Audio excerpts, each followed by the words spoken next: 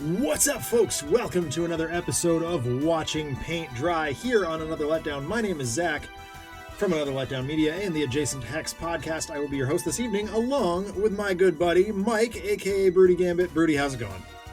It is going great. Glad to be here. Yeah, me too.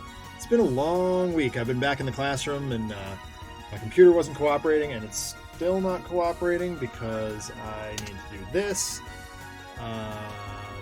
And correct the color on my screen, because otherwise I look like a ghost. We had some technical difficulties at the top of the show today.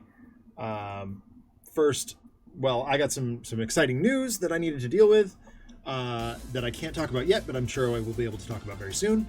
And I just finished building the Spirit Island box insert from Broken Token, and that took forever, and my throat is all closed because there's sawdust everywhere, and that's gross. So yeah, I'm just kind of happy to be here painting. This is the show where Broody and I hang out on a Saturday night and paint miniatures. We have an infinite backlog, both of us, as you'll be able to see on Broody's screen shortly. And I do as well. I have tons and tons of minis that need to be painted. So that's what we're here to do. Anyway, as with all the shows that we host here on the Another Letdown Media channel, we believe in civil rights for absolutely everyone and in being as inclusive as possible, so any comments or activity actively working against that goal are not welcome and will not be tolerated. So, let's paint. What do you got on the docket today, Mike? Today I have selected the Crime Syndicate of America from Earth 3. Very cool. Always like painting baddies. Mm-hmm.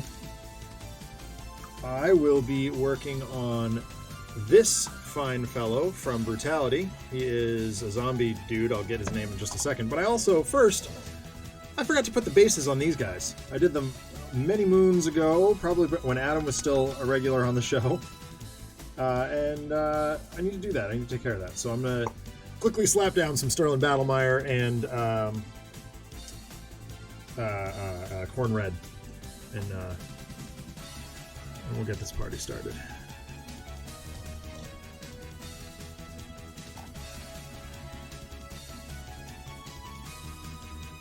It's been a while since I've worked with this color of technical paint. So he's using Aster Granite now. Mm-hmm. Because everything I've been doing is dark and gritty. So I got to see the baboon today.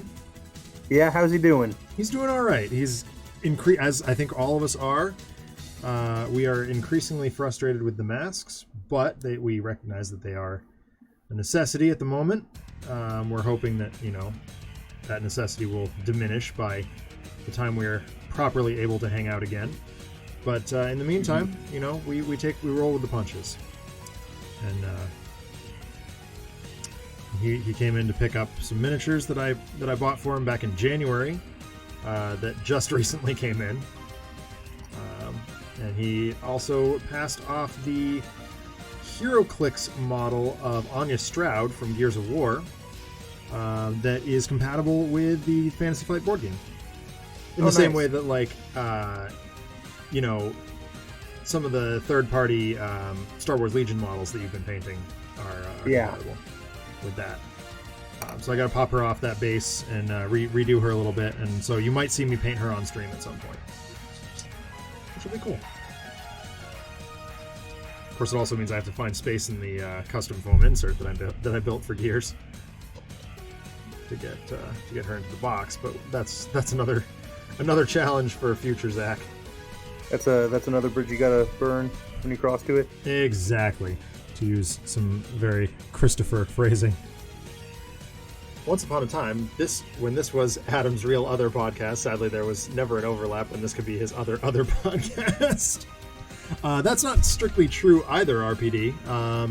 Watching Paint Dry has actually been in the works since Adam was indeed on This Is Difficult. This is something we wanted to do for quite a while. This was actually conceptualized during a planning session for Cavaliers.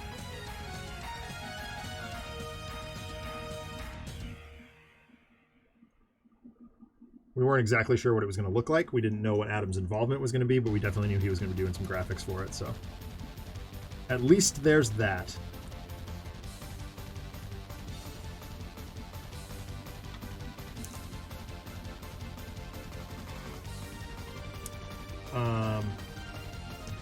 So I was working at the store. So I was very fortunate to be working at the store today.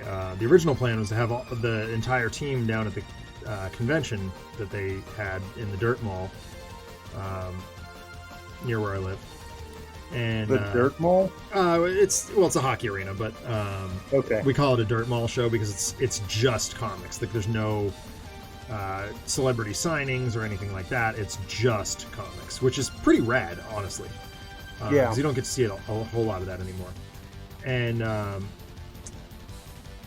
so yesterday I went into work to just grade some comics, and I was like, all right, well, I got to come to terms with the fact that I'm going to be dealing with every creepy crawly within 100 miles of here tomorrow. And my boss was like, oh, no, I'm just going to have you stay at the store. That way we can send anybody who's looking for, specific $3 comics. You can go find them for them. They don't have to paw through boxes or anything like that. They just, I'll call it up. I'll let you know what to find, and you can just have it for them when they get there. And I was like, really? He's like, yeah, you've got to be back in your classroom next week. I'm not going to, put you at risk literally days before you have to go back to work. Oh, good, RPD. Let's hear it. So yeah, anyway, I was very fortunate to Yeah, sounds like it. get that. Earlier this week, also relevant to the chat. Obviously, Broody already knows this. Broody and I were challenged to do a paint along on the show, which we will be doing soon. We're not exactly sure when that'll happen, but we will both be painting the same model. The challenge will be I will have this monitor off and the overlay minimized, so I can't see what Broody's doing, and Broody obviously will have the stream closed and can't see what I'm doing. So we will we'll both paint the same model and see where we end up. It's gonna be kind of fun. That does sound exciting. Yeah, I'm looking forward to it. yeah. It'll be a D&D model that my boss has chosen ahead of time. It will come with some paint that we will probably use, but we are also able to use anything in our arsenal as well. So that'll be. Oh dear! This corn red is separated.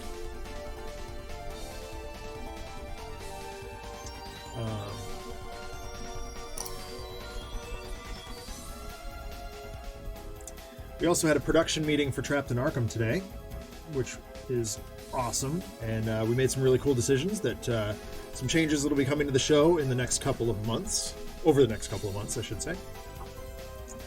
It's not to say that we will be entirely abandoning Arkham, but we will be branching out a little bit, which is exciting. With potentially some help from Broody's wife, if she's up to it. Yeah. I did ask her if she wanted to join us tomorrow, and she said she would. Excellent. That's good to hear. Yeah. For a test run. Yeah. I don't know how exactly how. Oh, I'm gonna have to wait for this battle mire to dry before I can put down this base coat that I wanted to put down. Okay. I am forgetting how to paint things. Good thing I have another model to work on.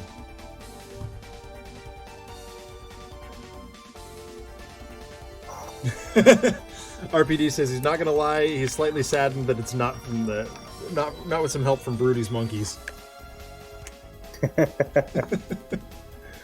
We've already got enough baboons, RPD. We've got the our beloved Alex, and of course we've also got this one.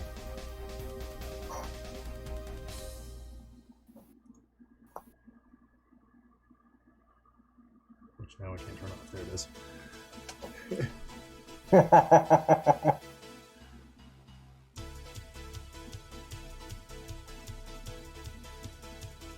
Alright, I need Yusa. No, that's an ugly blue grossness. And I need the Citadel paint app. Let's see if I even have the colors I need. It'd be really disappointing if I don't. Because I was at the store all day, today and yesterday, and I didn't bother to pick up any new paints. Go me.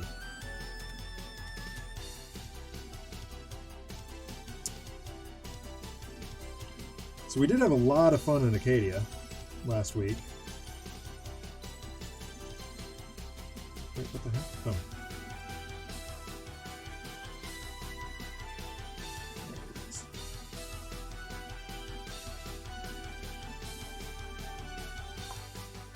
Dark teal? That's horrible. I don't like that at all. Ew. Oh, you know what I could do?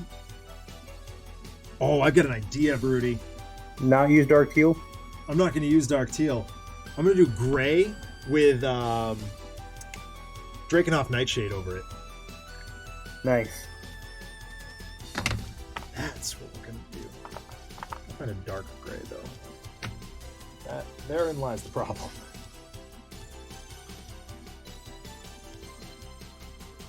Boo. I don't know if I have a dark enough gray. Oh, it'll come. It'll get darker when I do the... I keep forgetting I have to work a little bit lighter for the undercoats because I'm going to hit it with Nuln Oil, so much Nuln Oil at the end. Mm-hmm. So Mechanica Standard Gray is actually perfectly functional here. Base coat brush. Is that even going to be big enough? No, I'm going to use a larger brush.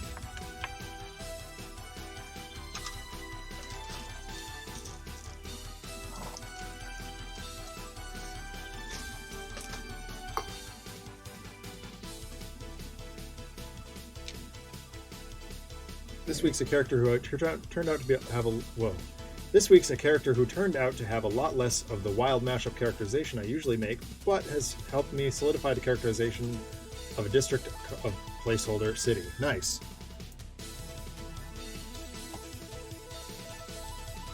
Man. What the hell, brush? This brush is full of gunk. Alright.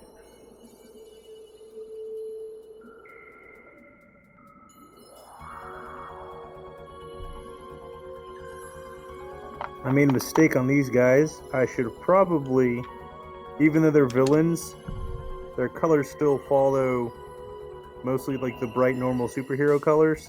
Oh yeah. And I probably should have used a white instead of a black to prime. Well, it depends on, you know, like the overall grittiness of the superheroes too, because like Batman I would certainly prime black. Yeah, he's like the only one, but like the like Ultraman. Yep. And like Power Ring and Johnny Quick. Oh yeah. They all be lighter. Yeah. Like yeah. Superwoman is, for the most part, her costume is like solid black. Right. And the only bits of color is like the yellow on the underside of her cape. So I'm just kind of working on that. But like Ultraman, I'm just like, ew, okay. Well, so does it give a specific, like, priming them black? There might be something to that though, because like I would use the same techniques that I would use on, you know, on a hero or something that you've primed white with the black undercoat, and I think that might yield a more like overall villainous result. Does that make sense? Yeah. It'll help with some shading and stuff, but yeah.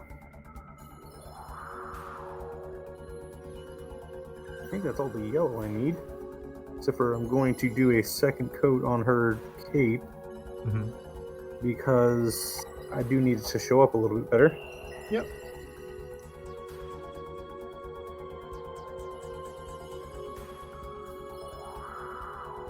So something very interesting happened at the store today.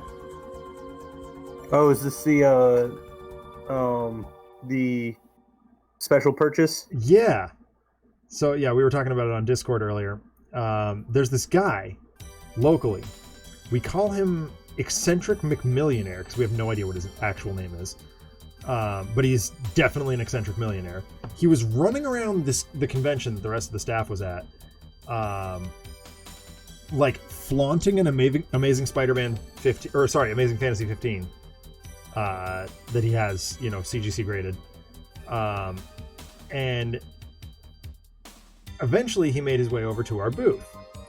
I get a text from my coworker, and it read something to the effect of, so this guy just asked Mike, my boss, how much for the lot, being like how much for every comic we've brought with us, which is and at the show we had every comic that was in our inventory priced at $10 or greater, and a few miscellaneous things like $5 to $7 because we thought they were $10 comics. But anyway, Mike quoted him at $200,000. Now, a sane human being would be like, okay, yeah, thanks anyway. Eccentric McMillionaire responded with, I'll be right back, let me get my glasses. Now, I don't know what happened beyond that, but that's crazy. Yeah, that is quite eccentric.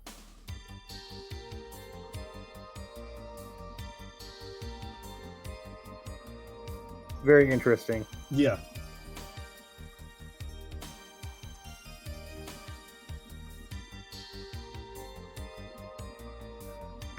Needless to say, it had me a little flabbergasted. As well it should have.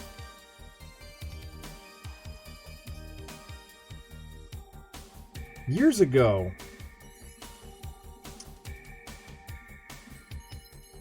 what the hell?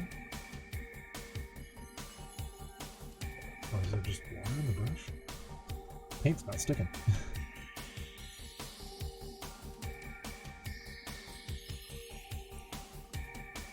I'm expecting to hear about him returning with a metal suitcase full of cash. He's not Scrooge McDuck, RPD.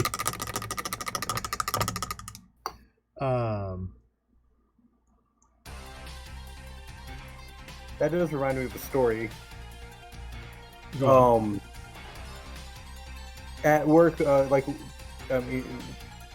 we have lots of expensive equipment. Naturally. For the various things we need to do for exams and stuff for our monkeys. Mm-hmm. One of them, we have an endoscope. Okay. So we can go down their esophagus and look at their intestines and stuff. Sure. If they've got gastric bleeding or anything like that. But the thing comes in this super hard attaché case. And the piece of equipment is literally $30,000 or $40,000. Oh my god! And so I'm walking around with this giant case. I'm I feel like I'm going to a weapons deal every time I walk around with this thing. Yeah. I mean, so my favorite. I go back and forth. I have a really hard time if someone asks me what my favorite movie is. My answer is either Ocean's 11 or Fight Club. I like those two movies quite a lot. And one of my favorite scenes in Ocean's 11 is when they do the deep con, where the old guy is, my name is Lyman Azerga. I love that scene, and just an attaché case full of something always makes me think of that scene.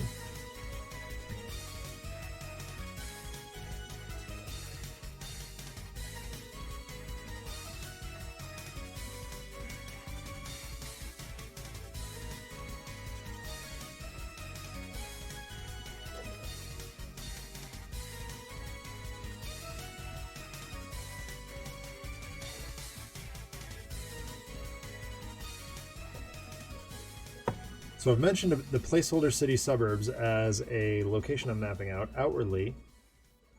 I'm thinking full-on Stepford stereotype, but instead of there being some sort of dark secret that everyone's in on, instead everyone who lives there has some sort of wild backstory and or connections. Most of them know some of the secrets, but no one's going to blow the lid on anyone, because then their lid's going to get blown in retaliation. It's pretty much anybody there can be randomly relevant. Nice! That's a great idea, RPD. I like that.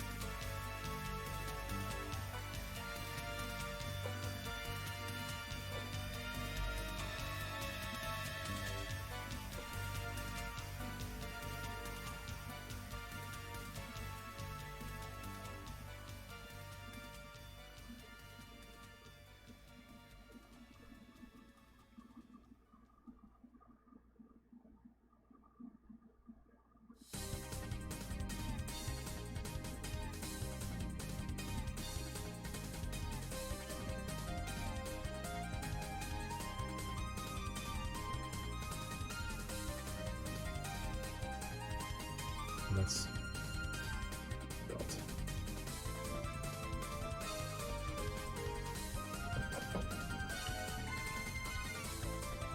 Oh, whoops.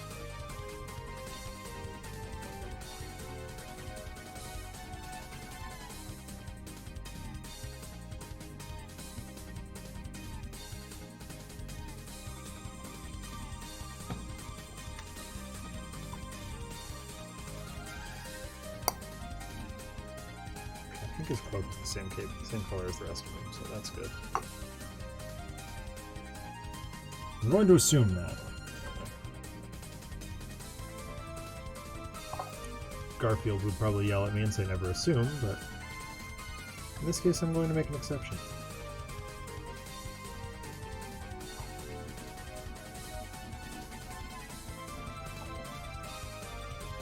Mephiston Red. Yeah, that's a good one.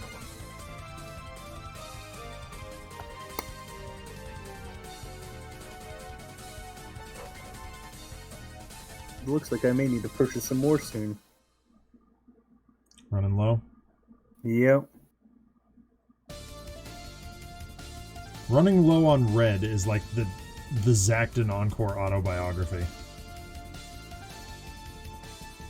I'm painting so many Chaos Dwarfs with uses every shade of red ever.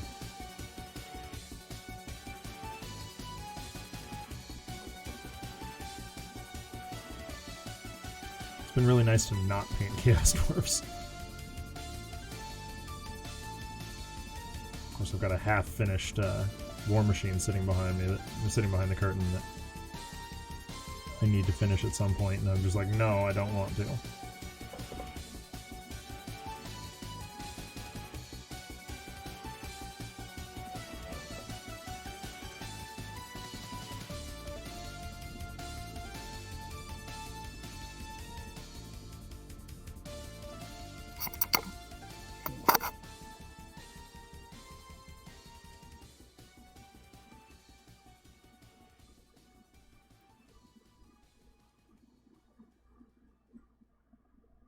So, yeah.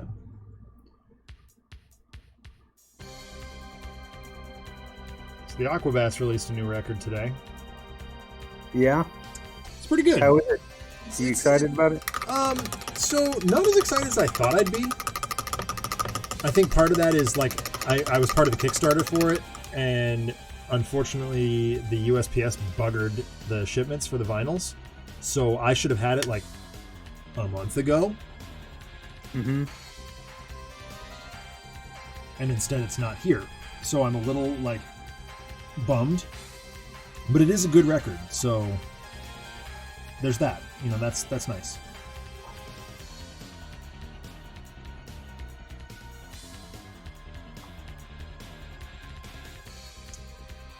And yeah, I mean, it's been a good music week for me. Coheed and Cambria dropped a new song yesterday that is, as described by Christopher Bedell, a bop that slaps.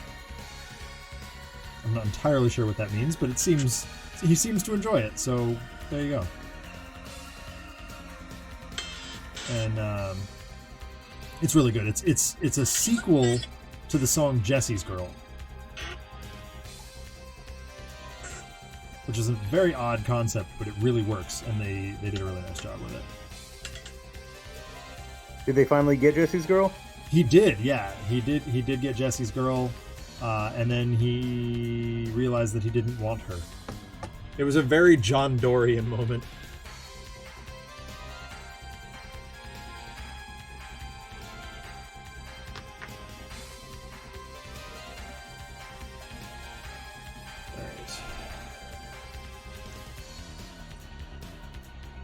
Means Christopher found a gray hair in the mirror. Be nice, RPD.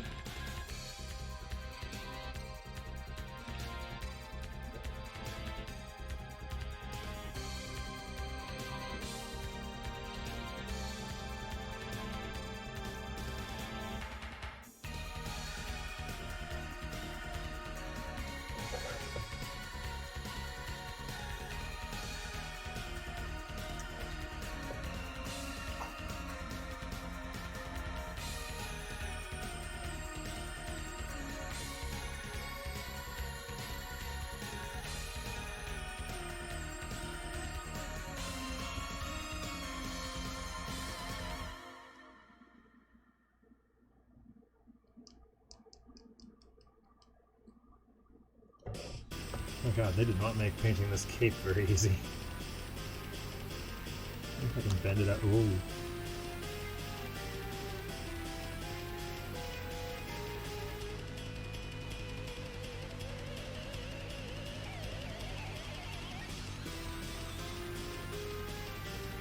I'm also just realizing I think I was off camera for most of the show so far.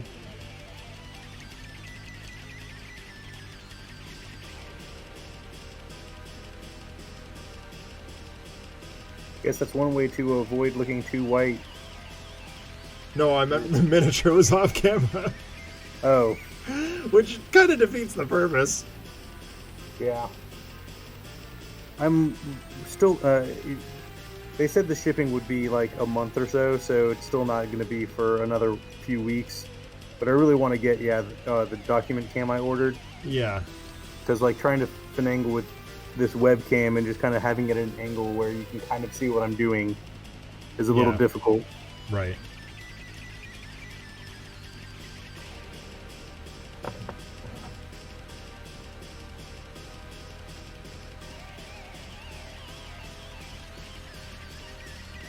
So much cape.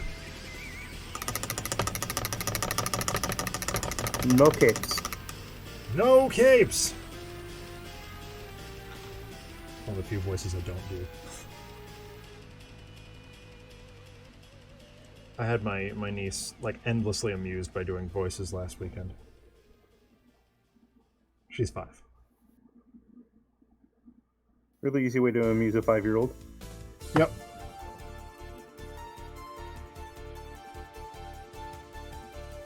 But the 12-year-old's big enough to play Sentinels now, so we did a lot of that.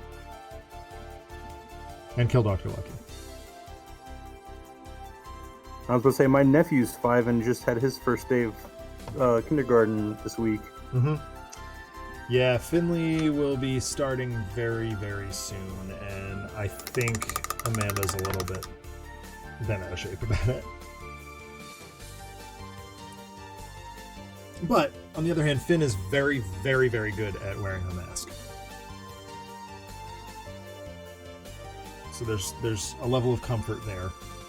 Mm-hmm. You know, my principal was talking about this, you know, the school and staff mask policy, and I said, you know,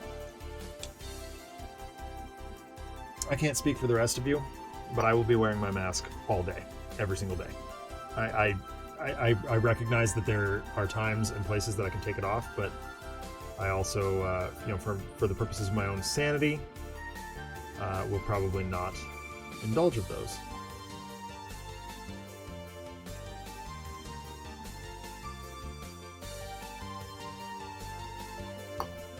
Definitely got the stink eye from my superintendent from that one, who happened to be in the room at the time. I was like, look, man, just because I do something for my own safety doesn't mean everybody has to do it. It's where I'm at. Yeah.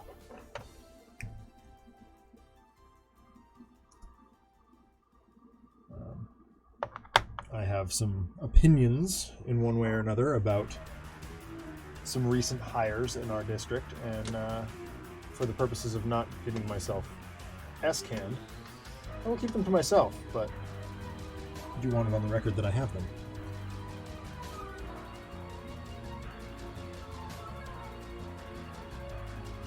Of course, I have lots of opinions about a lot of things, so...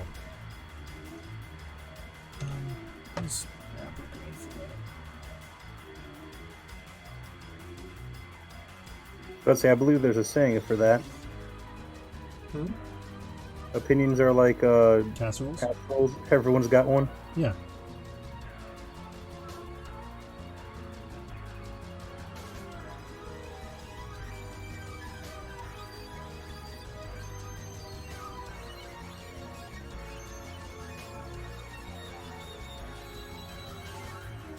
Actually, there's a podcast that I listen to called, well, it's called A Hot Dog is a Sandwich. But there's a segment on it called Opinions Are Like Casseroles, which amuses me greatly.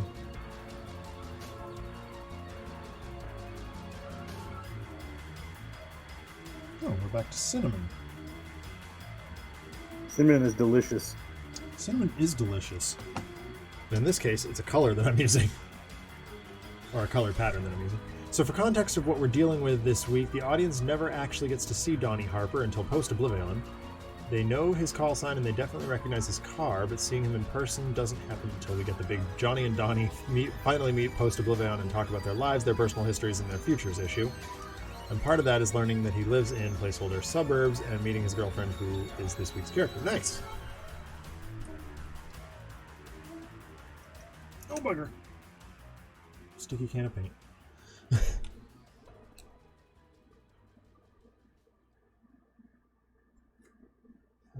don't know if that's what that is.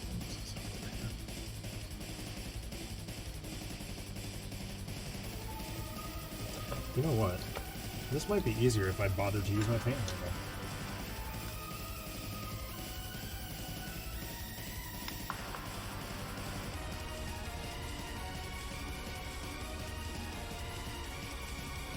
Hey, now I can see what I'm doing.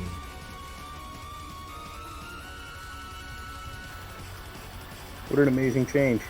Right?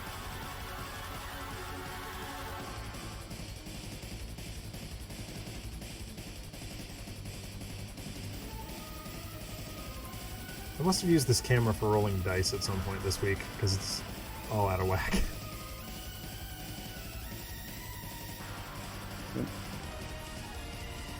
Get your tape on too.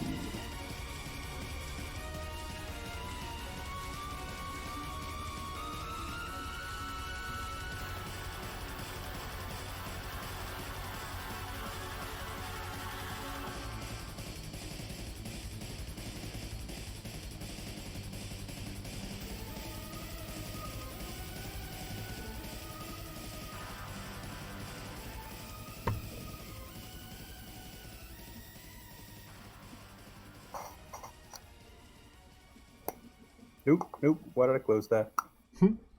I still have the entirety of Johnny Quick to do. So I still need lots more Mephiston Red. Yeah, you do. Okay, I could just get to slap an entire coat over pretty much his entire body. Yeah. You know, okay, so now I'm suddenly reminded of a character that I desperately miss on The Flash. Yeah? Jessie Quick. She was awesome.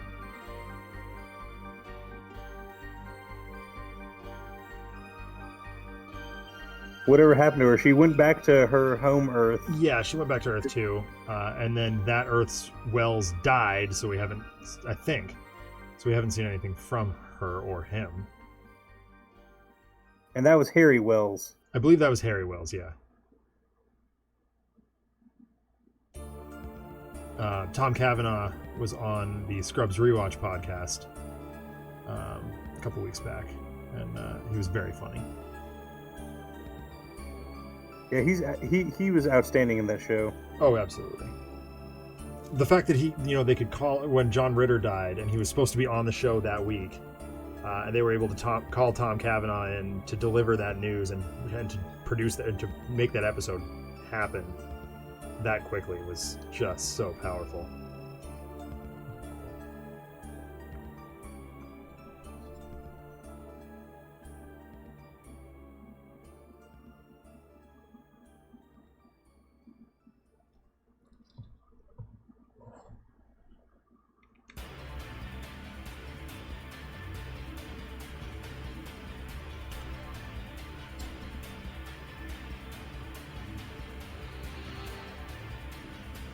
It is characters like this that I'm just like, should have just pulled out the airbrush.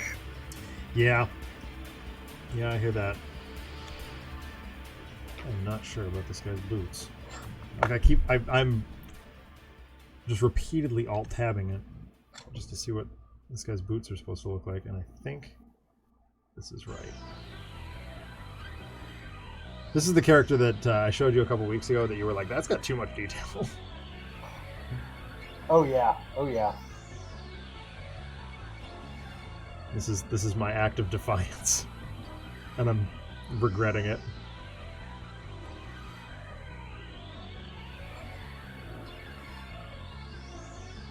Sorry, RPD, I'm not ignoring your comment. I'm just trying to focus for a second here.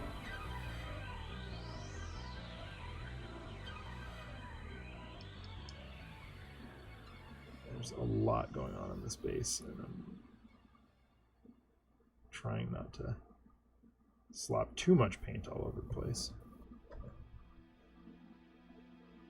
Oh my god.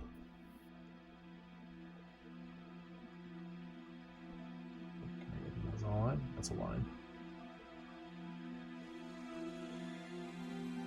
Alright, I should probably also mention that one of my favorite jokes I've ever had in the story is probably the reveal that this guy Johnny's never been able to beat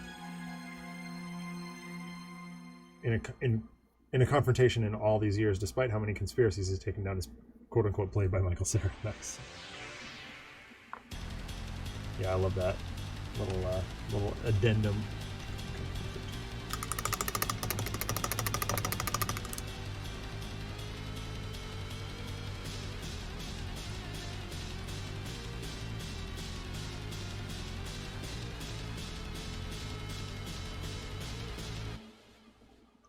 Tidbit, I guess is the word.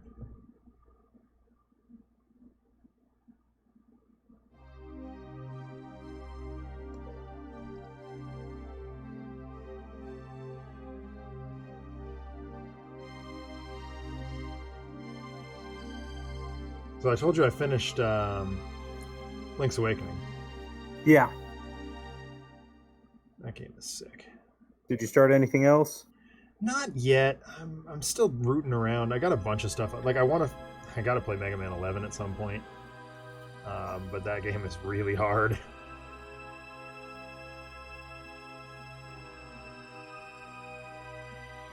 Paul and I were going back and forth about it early on in its existence, and I was saying, you know, I really, the Mega Man fan in me wants to play it on normal, but the I suck at games in me is like, no, you don't. Just go play on easy mode and get the story and be done with it. Yeah.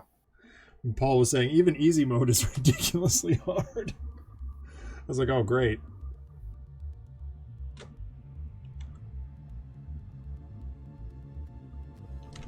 That's Lead Belcher time. Lead Belcher. Yum. No.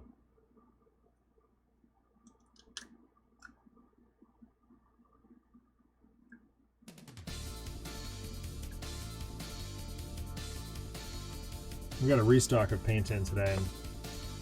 oh, here's another thing that happened. So we get a big Games Workshop shipment. No, I take it back. We get a tiny Games Workshop shipment yesterday. Mm-hmm. And my boss goes, this doesn't feel like all of it. I'm like, well, I don't run the USPS. Or FedEx, rather.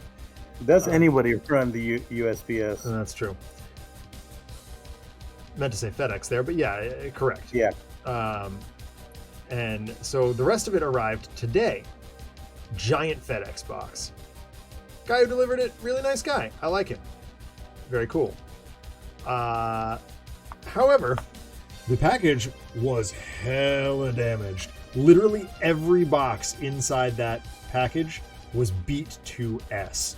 Like, it was bad. Mike was very unhappy. Understandably so. Yeah. Right, I guess we're gonna do this.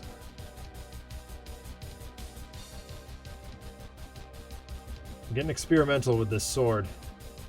It's supposed to be a rotting sword, so I'm painting it. I'm dropping down the Lead Belcher, and then I'm going to use contrast paint over the top of it.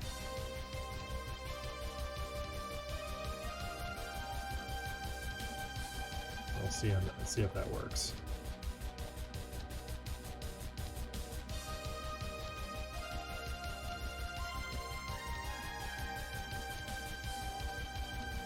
So this week's character, Cindy Lane, probably a code name.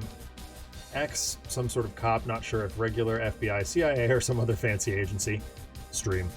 Known history of not playing by the rules, but getting results. Skills include punching, kicking, some amount of shooting. Skills that does not include much actual police work.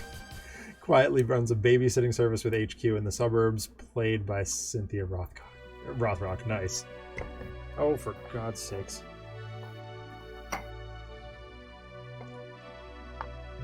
Over the Lead Belcher. What's up?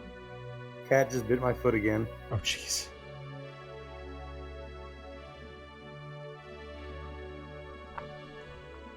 My cats were not happy to be left with their grandparents while we were camping.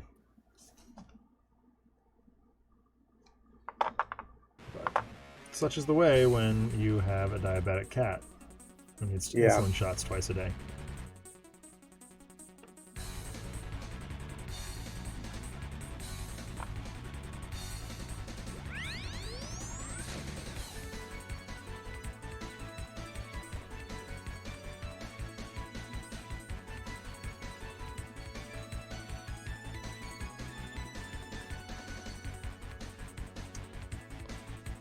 And our other cat has been described by the veterinarian as, he needs to lose weight, otherwise he's going to get diabetes. I'm like, really? Dude, come on. So now I've got the cat on a diet. I've got one cat on insulin and the other cat on a diet. It's a good thing I love these creatures. Mm-hmm. RPD says, so yeah, as hinted at this time, I'm basically doing the action hero babysitter genre in reverse. Nice. Love it. Okay. So I need the gold base coat. I have not... Is it actually that shiny? We'll see. What does the app say? Consult the app. Consult the Book of Appiness.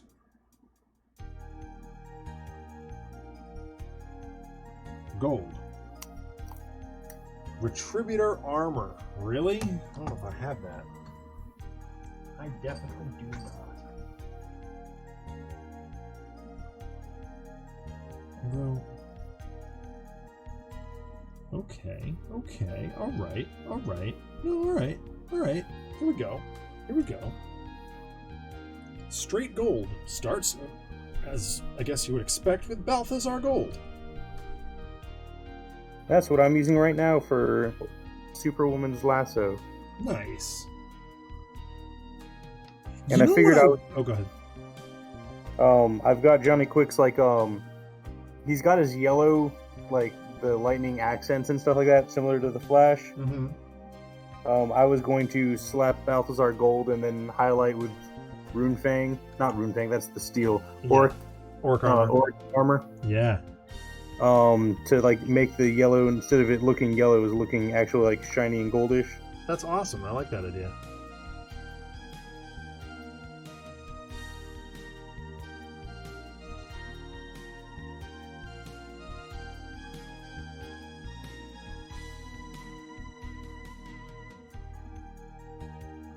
That's actually a lot better than I thought it was.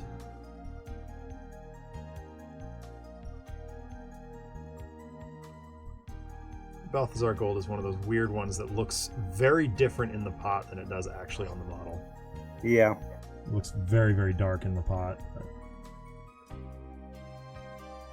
In the words, or to paraphrase Tommy Wiseau, it is not.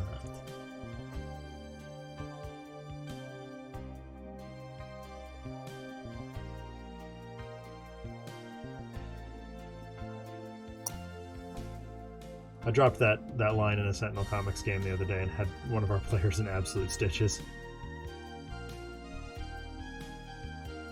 I made a bunch of good references in Sentinels the other day. We're doing this this weird mind swap thing that Braithwaite's concocted. So I am currently playing as Russ's character. Although it's my character's personality in Russ's character's body. Mm-hmm. Which is super weird. Because I don't know how to use Hatch's powers. Hatch, of course, is the imprisoned rogue from Block. Yeah. And Neurosonic has to make a noise to activate his powers. That's part of how they work. So he's Hatch Osonic, which is what he's going by right now.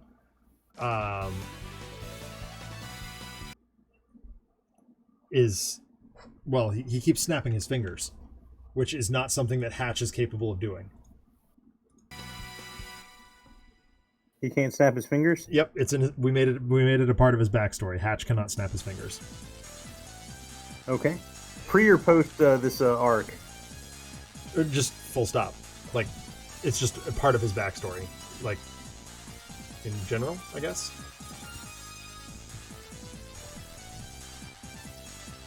But, like, oh, so it was established during this arc. Okay.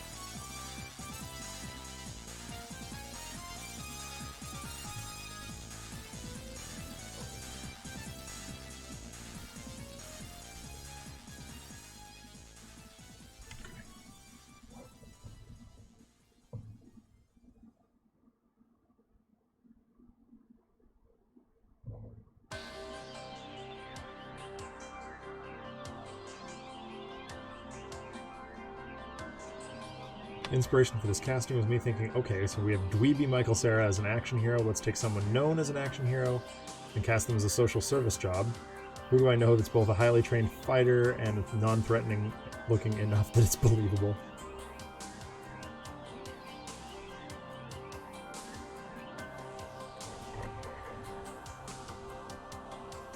Oh, my clumsiness is going places today. I've knocked over this pot of paint 4 times. That is not conducive to painting. Really isn't.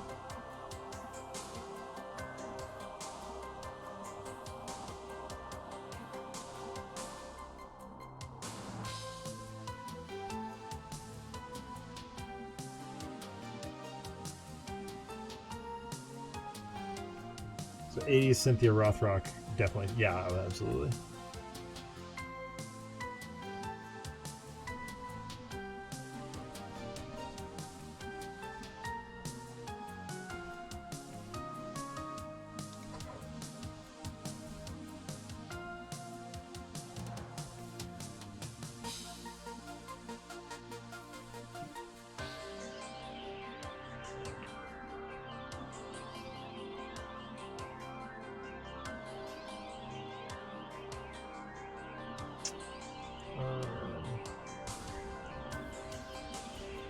Cool, I get to make this up myself.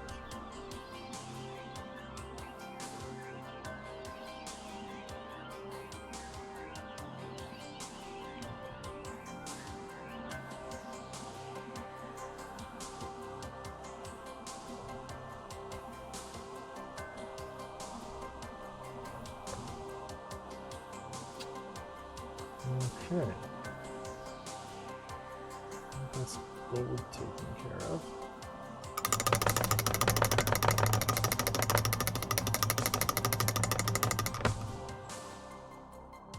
Take a moment and check in on these bull centaurs, because I think it's time to put down a base coat on lava.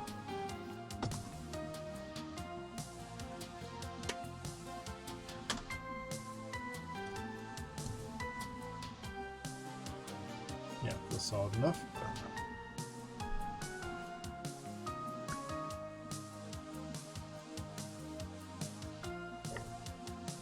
Yeah, I need a thinner brush for that. Don't you love that realization? Yep. Glad to make it before I try and slap paint on it, though. Oh, And absolutely. Which one? Not that one. That's way too big. That's probably too small. Okay, Goldilocks. Yep. This one's just right.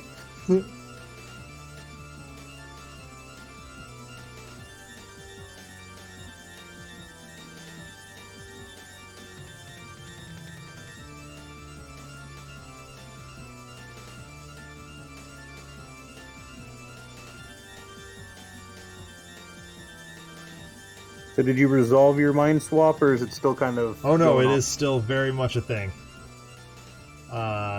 We ended the session squaring off against Mojo Jojo. Awesome. Yep. And Hatchosonic, shouted, "Curse you, you damn dirty apes."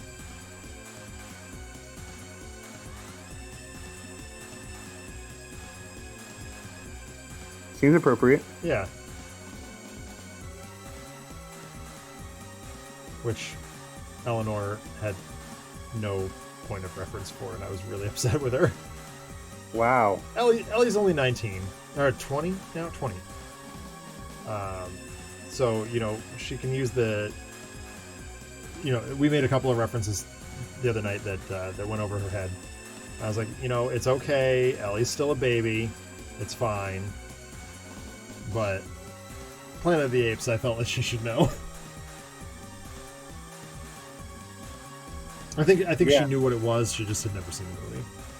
Which, I mean, fair, I haven't either, but at least I know the reference. And I've seen the scene.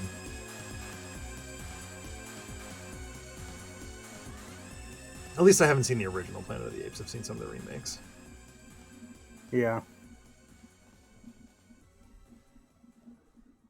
Which is, as a film major, it's probably a sin, but such is the nature of things. There were a lot of movies to watch in film school.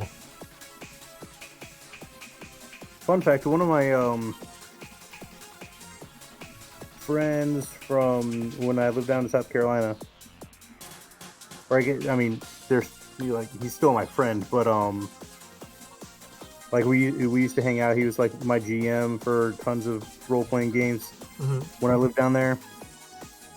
He had the Go 8 podcast, which was the world's largest Planet of the Apes podcast. Interesting. It was like an entire podcast dedicated to the Planet of the Apes. That's bizarre and cool. Yeah, it was a very niche podcast, and by world's largest, I think I forget. I don't know how many actual viewers they had by the end of it. Right. But because it was so niche, it was just like, okay.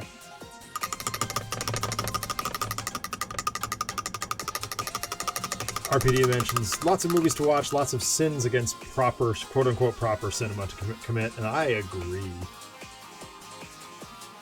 But you've heard me, get on my soapbox about things like The FP or The Room or, movies that are produced outside of the Hollywood norm. That's where we're going to see developments in film technology. Or at least some cool developments, not necessarily all developments.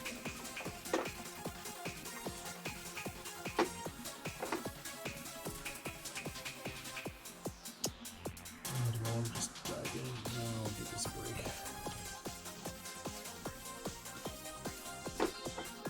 Next one.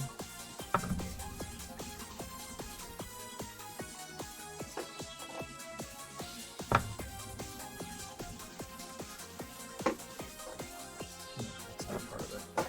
Oh,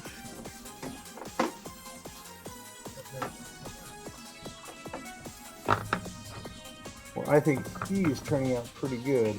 yeah, he's looking great. If he can come into focus.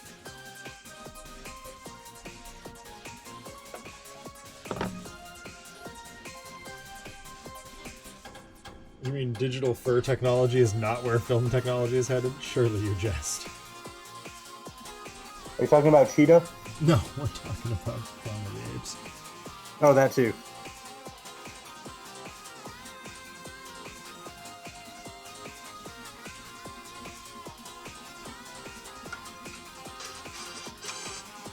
I don't think anyone else needs gold. Let's shelf that for now.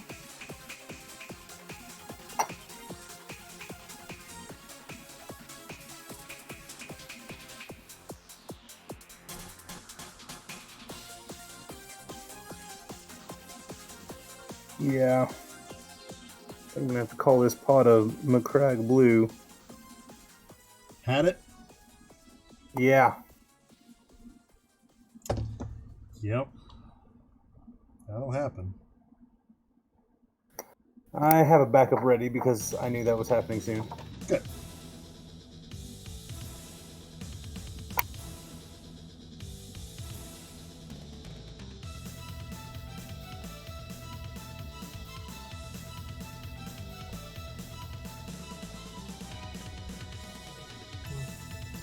Oh, jeepers.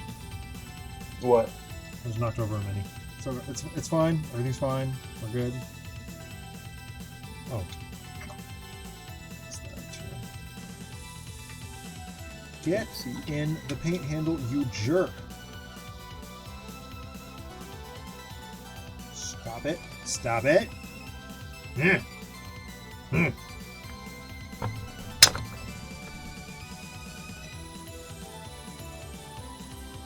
Have you ever had one of those days? Can I do this?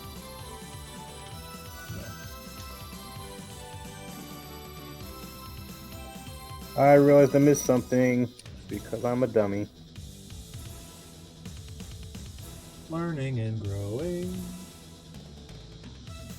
I forgot to do the U on Ultraman's like belt buckle. Oh, I mean that's a But I small detail though. Yeah, I deliberately needed the like really small brush that I was waiting for until later, and then when I got it out, I completely forgot to actually do it. Yeah.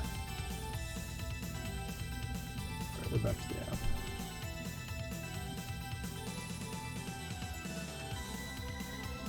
This guy might end up being a two-parter. Nope.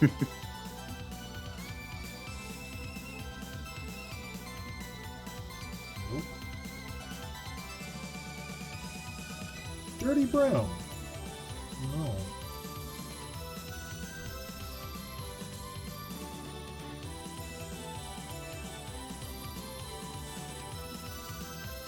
Do I have Xander Dust?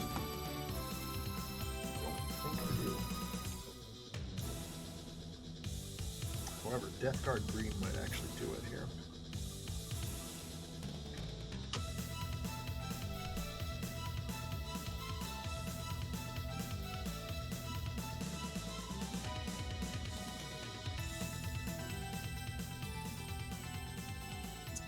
Yep, here we go.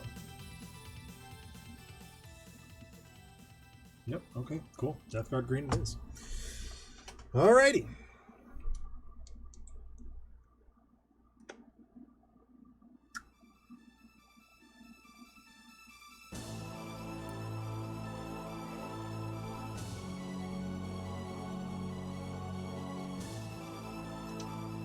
I'm gonna go with the bigger brush again. So I love how this model of Ultraman has these like random red bracelet cuffs on his sleeves. Mm-hmm. I guess they're not random because red is at least a main part of his color scheme. True. But like most of the Superman models, like the blue just goes to the part where his just hands open. This guy's got like this just little red bit that just stands out. It's neat.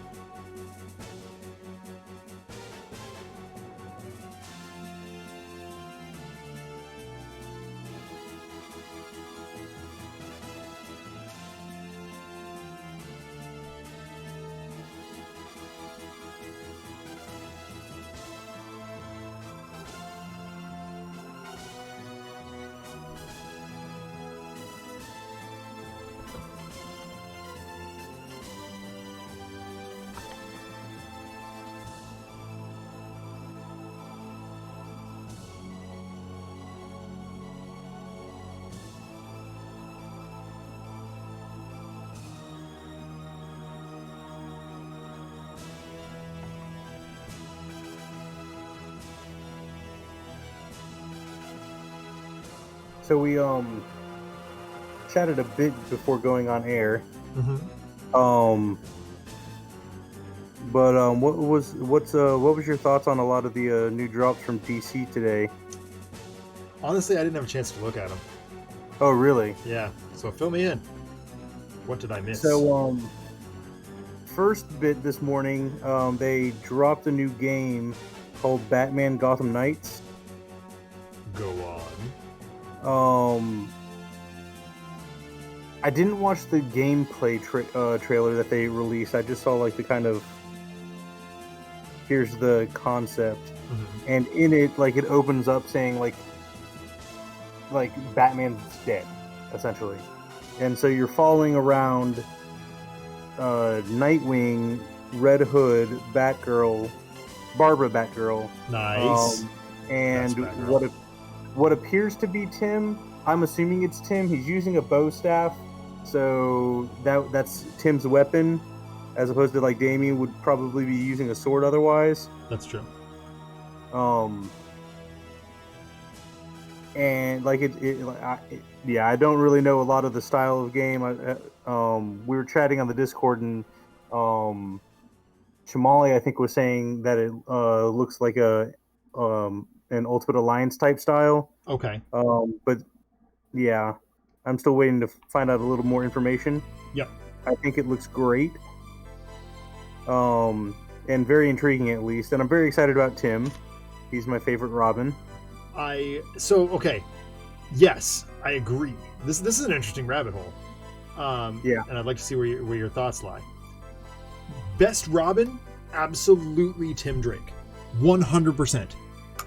Mm-hmm. I personally think best character and best career post Robin, Dick Grayson. Yeah, I don't know if I goes like that. That's a bit more of a personal bit. Mm-hmm. Like I don't know if I'd say that Dick Grayson is like the best character overall, but he definitely hit his stride post Robin. Mm-hmm. Like he's a much better character as Nightwing than he ever was as Robin. Yes, exactly. I guess I should say my favorite character, not necessarily best character. Yeah. No. I go around saying like Tim is the best anyway, regardless of whether or not it's just my opinion. Yeah. So, but no, I definitely think Tim is the best Robin far and away. Yeah.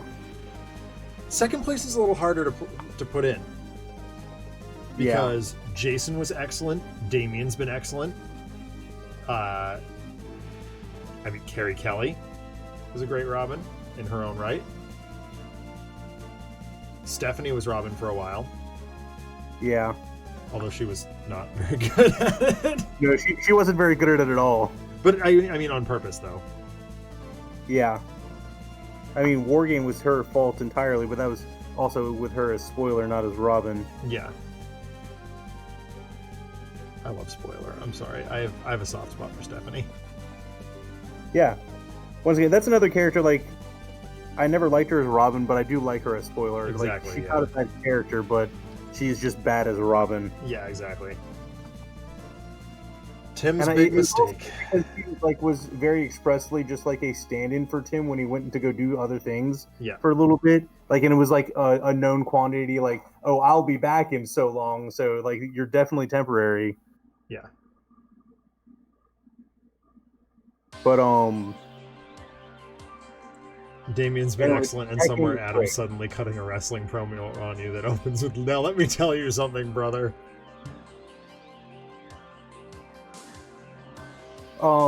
The second thing that dropped this morning, I think, was the Wonder Woman trailer, which is just a new trailer. Okay. Like, it had its funny little jabs and quips and other stuff. Mm-hmm. It focused a lot on Cheetah. Okay, that's Kristen Wiig? Yeah, or something like that. I don't know. I'm still on the fence about her. I'm not a big fan. Guaranteed, I have very limited viewing experience with her. Right. But what I have seen of her in, she just lacked chemistry with like literally every other person on. It just seems like she's out for herself, and that's it. Yeah. I'm not down with that. I feel like in order to be a successful superhero movie, everybody has to be, coming to bat for the same team. Yeah. Even especially as a villain, because that sort of dynamic between the two is very important between the heroes and the villains. I think about every successful, like majorly successful superhero movie, going as far back as X-Men, right? Like Magneto and Professor Xavier had amazing chemistry. I mean, still to this day, into like one of the greatest like friendships in Hollywood history. Exactly. So,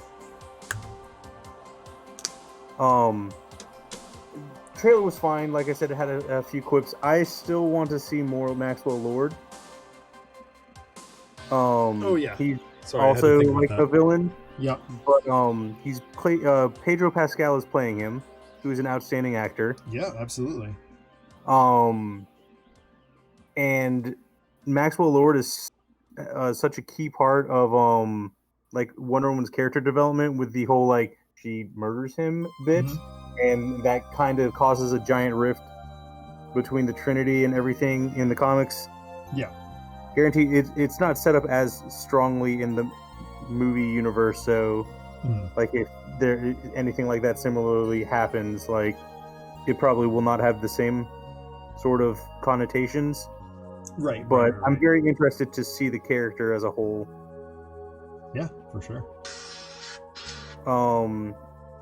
Then there was a couple teaser stuff for the Suicide Squad from James Gunn. Which looks fun, looks interesting. That's definitely one that I'm still kind of. I enjoyed the first one a lot. Suicide Squad? Yeah. It was one of the weaker of the DC movies, in my opinion. But it had like lots of good nuggets. It was just like its whole was less than the sum of its parts. Yeah, that's fair. So Eleanor and Alex and I went to see Suicide Squad at Gen Con, our first year out there. And we were so dead tired from working the booth all day that we just kind of like sat in the front row and heckled the whole thing. Yeah. But like, I don't think it's as bad as people say it is. And I will also keep saying out, like, I don't know what it is with Warner Brothers. Their studio edits or whatever are usually pretty awful. Yeah. Like the extended versions tend to be significantly better, in my opinion, as well. There's just a lot more to it. Like a lot of the thematic elements like tie in a lot better. And I felt the same way about BVS, like the Snyder, like the extended edition.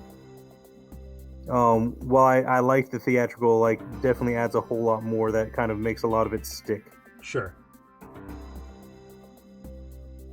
But RPD, I think your post is absolutely correct. Editing changes so much about a movie. Like it's astronomical.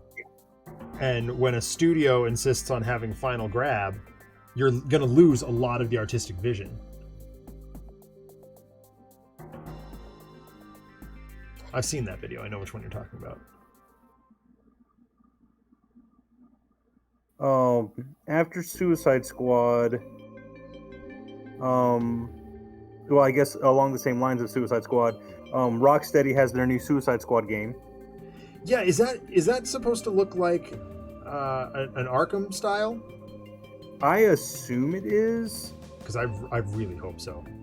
But like, yeah, that was a pretty interesting trailer. I liked it a lot. It brought up a lot of weird questions because it seemed like Captain Boomerang was like teleporting around. So I was like, wait, is this the second Captain Boomerang with like the Speed Force? Yeah. That he can like tap into, or like are they just giving him some sort of mobility like boomerang power type thing to like facilitate him in the game? Because like Deadshot was flying around with a jetpack and a couple other random things like that. So like I'm not sure exactly what their motives are behind it. Sure. But that looked nice. They released a Batman trailer. Oh, for Pattinson? Yeah. For Matt Reeves, yeah.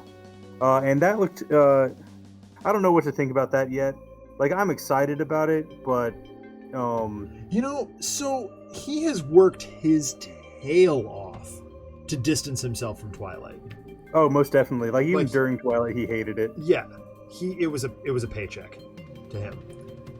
And a darn good paycheck, and it allowed him to do pretty much whatever he wanted with his career with some amount of effort. And he was willing to take that effort and to make, to turn himself into something else. And that is an admirable quality in a Hollywood actor. Yes. Because he could just ride that gravy train that teeny bopper gravy train, you know, until his looks fail him. But instead, he was like, no, I want to be Batman, and I want to be taken seriously as Batman. So I'm going to work for this.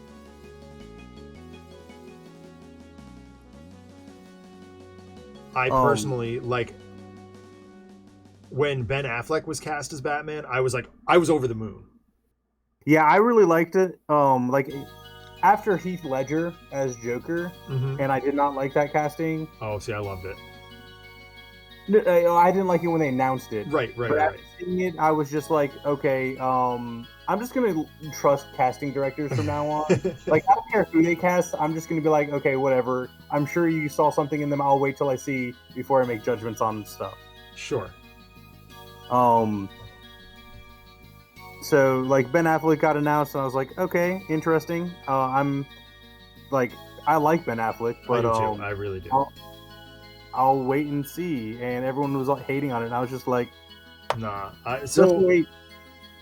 So I've always recognized that Ben Affleck was like, he was given garbage to work with on Daredevil.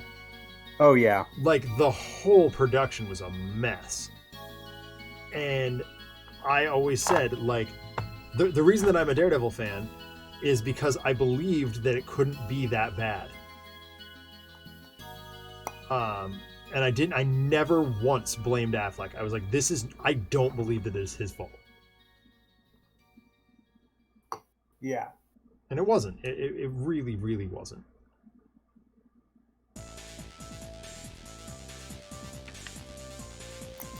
But this miniature is so weird. There's always only so much like actors can do at times.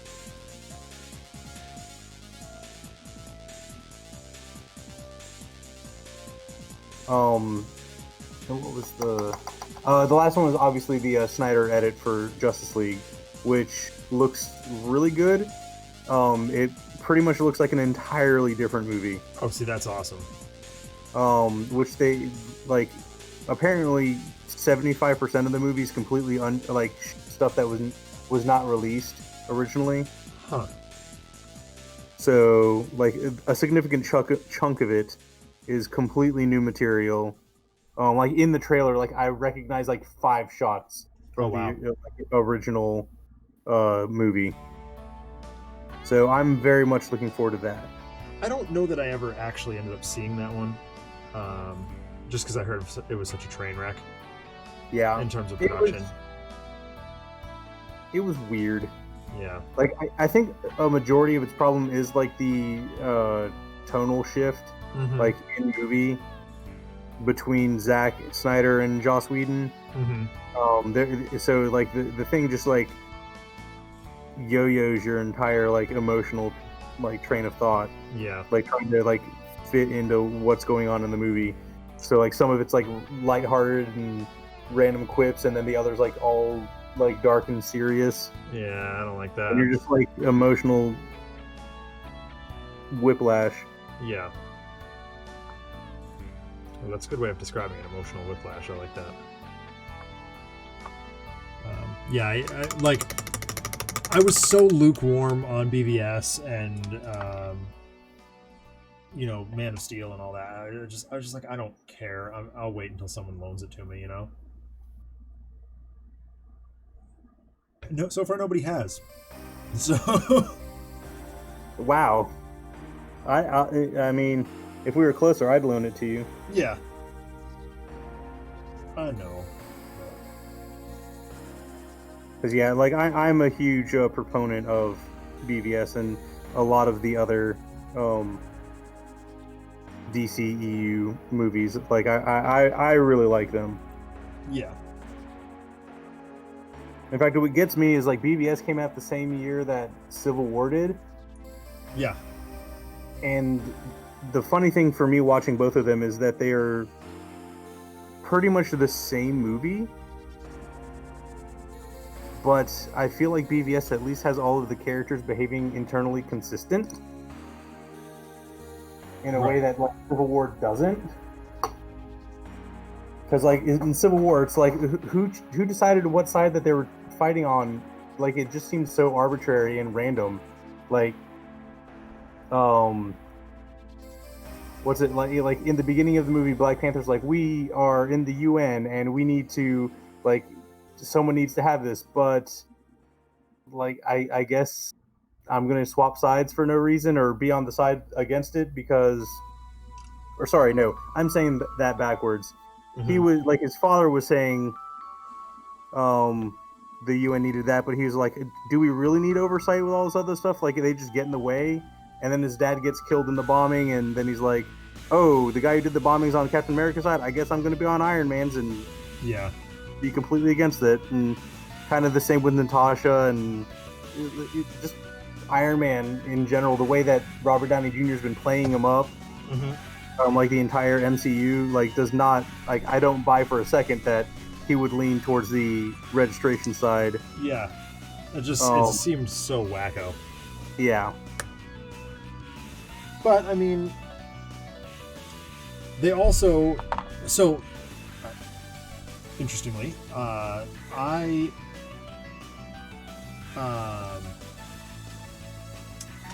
had the opportunity to chat with Mark Millar shortly before Civil War came out. And he was the original writer of Civil War.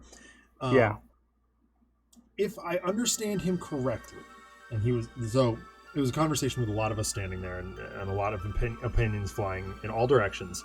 So I may have misinterpreted. So take this however you will. Civil War, as it was originally pitched to Marvel, was not supposed to be the all-encompassing event that it was, or that it ended up being.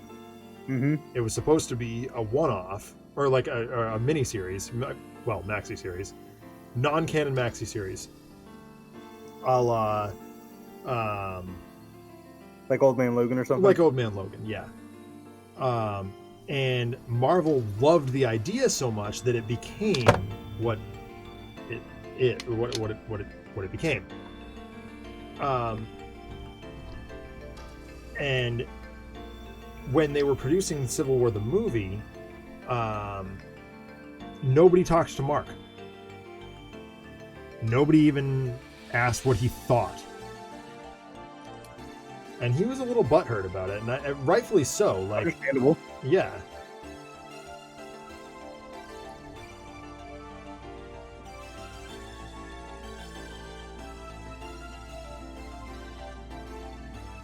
And he got to see it with the rest of us. And that's, I gotta say, that's a little bit disrespectful. Yeah.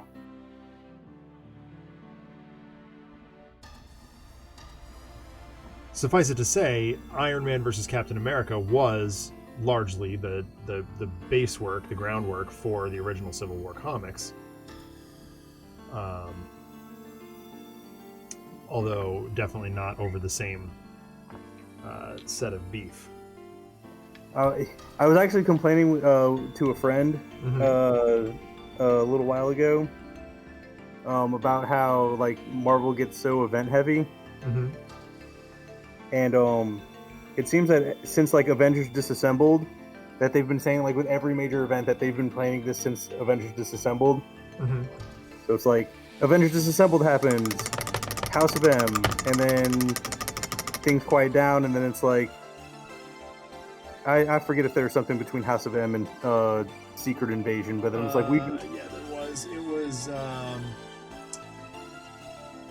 Oh my God, it's gonna kill me. Hold on, I'll look it up. But then it was like, that one happened, and we've been planning all of this stuff since Avengers Disassembled. And then Secret Invasion. And like, I kind of buy Secret Invasion, you go back and read some of it. But it seems like everything after Secret Invasion, they just kept saying, like, we've been planning this and planting the seeds since Avengers Disassembled. I'm like, no. Right. And now the fact that you're saying that, like, the original pitch for Civil War wasn't, like, even part of, like, the, like, 616 proper. I was just like, oh, okay, so I guess that kind of flies in the face of that, but... Oh, Spider-Verse happened between House of M and Secret Wars. Okay.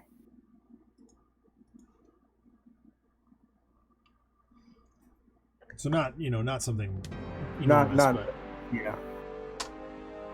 Big enough to warrant mention.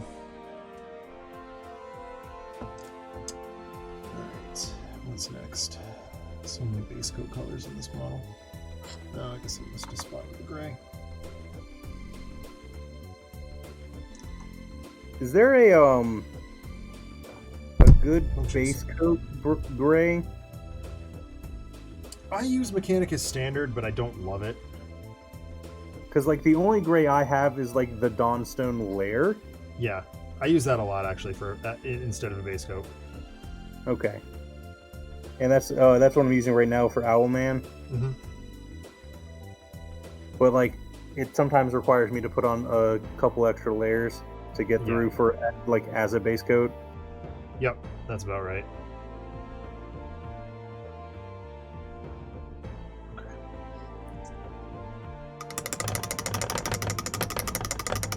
I've been procrastinating doing his flesh here.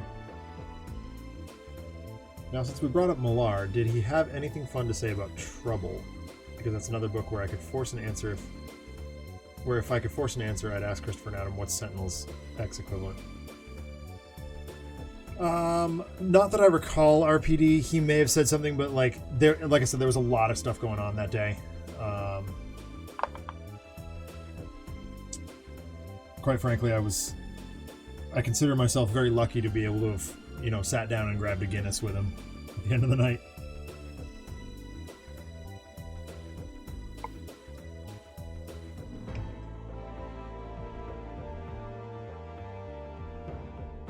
That's right, that's how that works.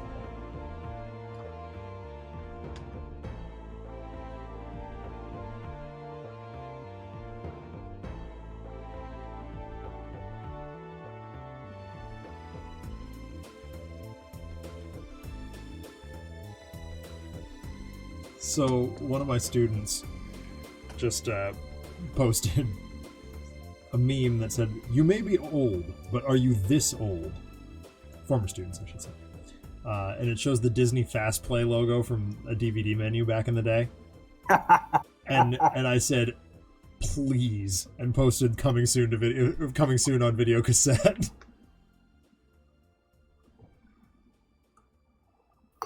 Pepperidge Farm remembers. Yeah. I'm not opening that. That's not that. No, not you either, shark. Alright, what am I doing next? I guess his skin? Oh, that's his eyeball. Oh, I gotta do that at some point too. What happened? I do it. That makes sense. Oh, maybe. Oh, I got a better idea. Please tell me I have a yellow ink. Yes, I do. Sick.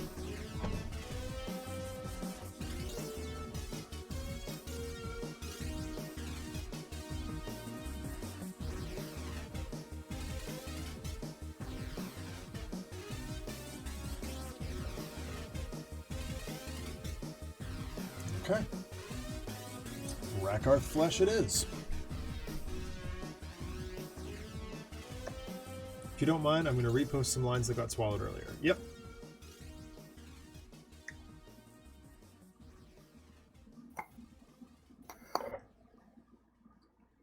Okay.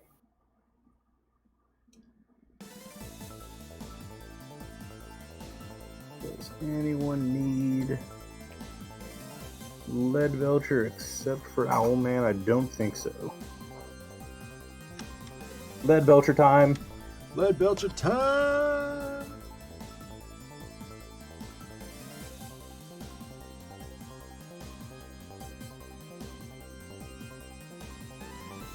I'm looking at how I painted this Owlman. Mm-hmm. And like the color schemes that I did, like he's got like a bluish torso and like a dark brown or dark black like cape and all the other stuff, but I ended up just going like gray. It makes him look like an emo hawk. Or not hawk, dove. Dove, yeah. I knew what you meant. Which, yeah. On the making of Civil War the comic, nobody ever said, "Oh, hi, Mark," and that's when disaster was spelled. So you're saying Tommy Wiseau for editor of Marvel Comics? That seems loose. Oh, I'm like.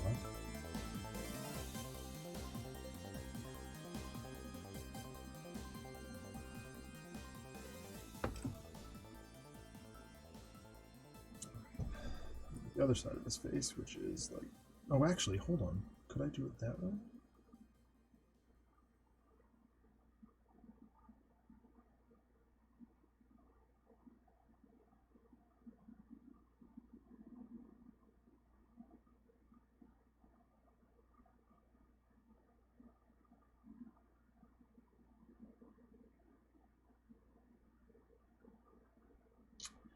Okay, that's better. No, just no. And on the subject of me, fun fact, that Dan Olson video on Suicide Squad is one of the things that gave me a lot of the confidence I have in my dumb jokes. Like, I can always tell myself, at least my soundtrack cues aren't that on the nose. I hear that, RPD.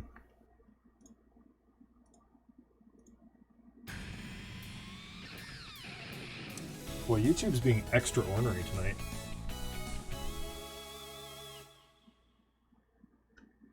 Every time it switches soundtracks on me, it's like, do you want to keep listening? Yes, of course I want to keep listening, you jerk.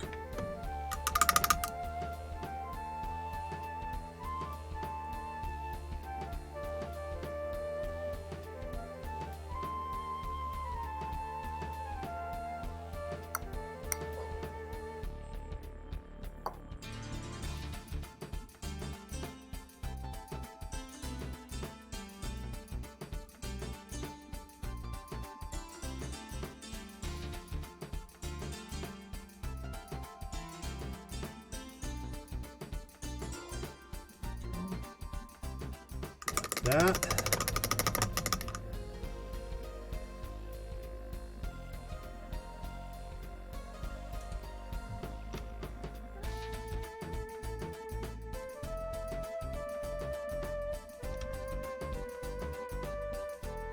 Like, I may have a character named Fortunate Son, but that song's kind of meant to be a cipher key to understanding the kind of complicated way its powers and philosophy work. Yeah.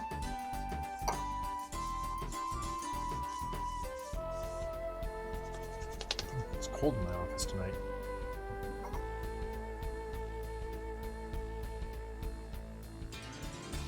Alright. I think... back to Rakarth Flesh. I'm trying to decide if... I feel like Blood for the Blood God does not match the aesthetic of Brutality. And it's kind of making me sad because just the color, the like artistic aesthetic, because like it should on paper it makes perfect sense, but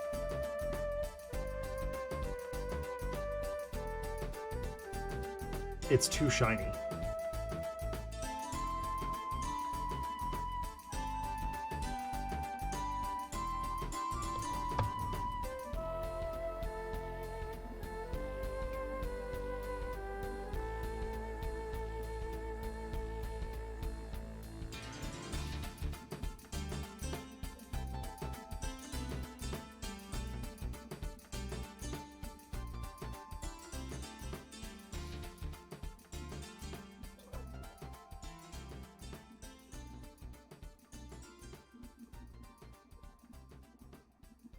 This guy's toting around a bag of body parts, and it's really, really disgusting.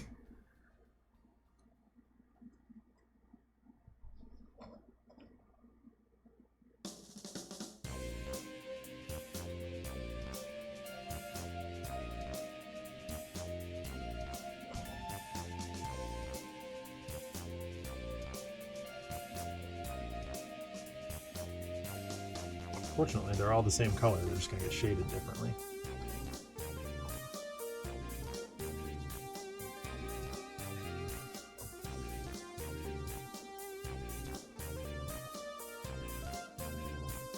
Like, I'm not gonna go, we have characters in a helicopter, cue Spirit in the Sky. Yeah. No. If you have characters in a helicopter, you have to cue Flight of the Valkyries. Flight of the Valkyries, yep.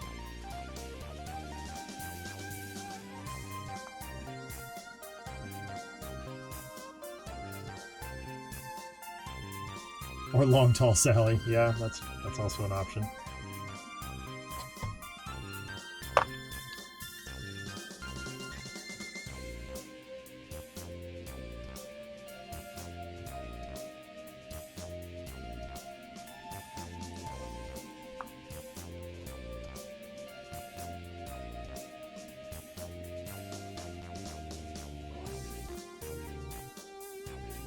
Oof. You alright? Yeah, just burped. Oh.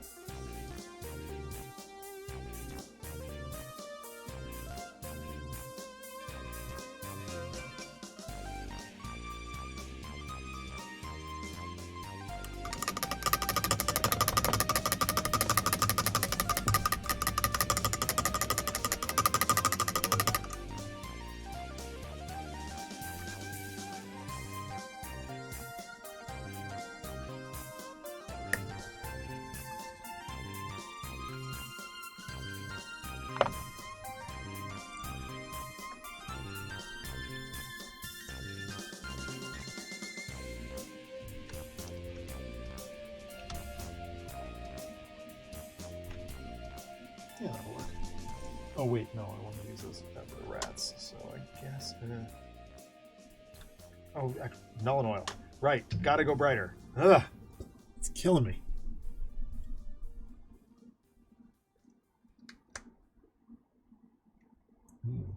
That's gross. You ever open a paint can and you're just like, ugh, how did that happen?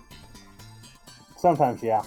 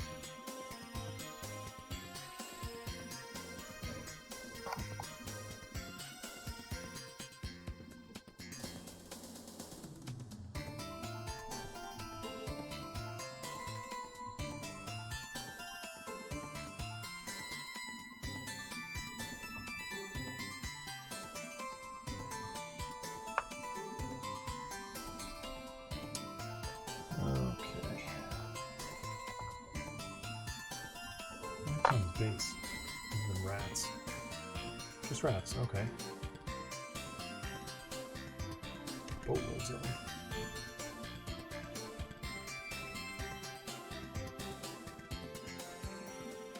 Oh, okay, that is a rat. Yep, they're all rats. There's like 200 rats on this guy's base. It's disgusting. That's a lot of rats. The closest thing I have to that obvious is a choice would be to fanfare apostate's entrance into a story with a slowed down church organ rendition to the chorus of Jesus, He Knows Me by Genesis.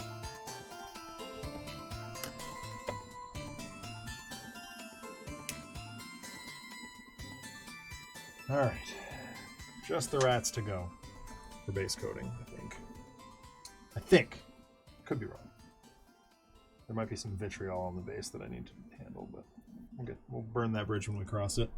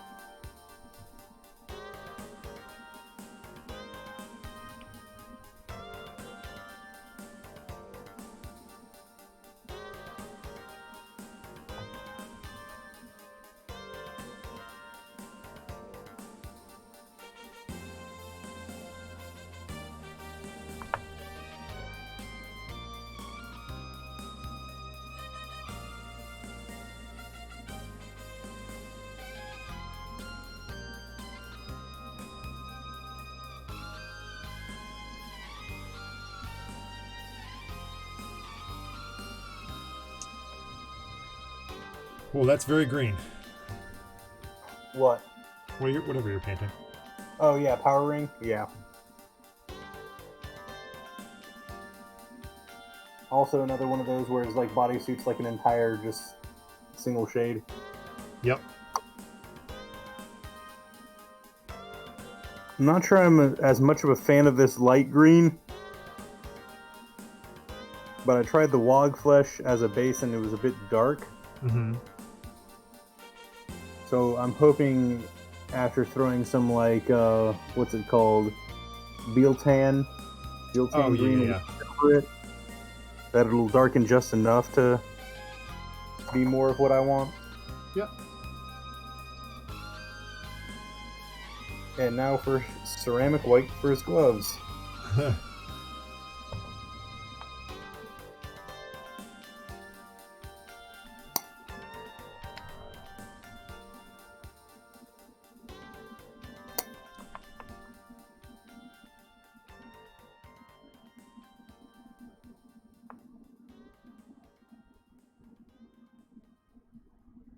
This is really thick.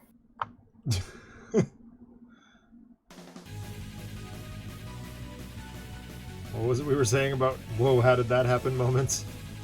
Yep.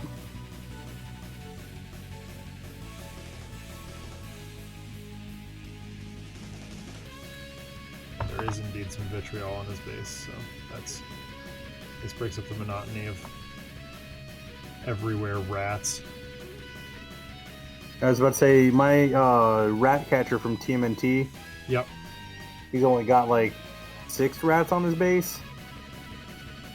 I am counting 1, 2, 3, 4, 5, 6, 7, 8.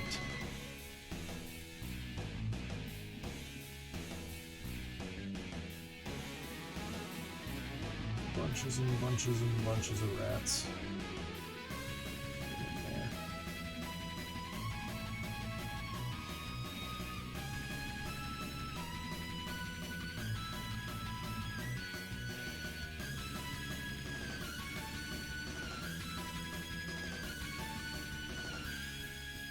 Okay, very cool. That's a weird green sludge.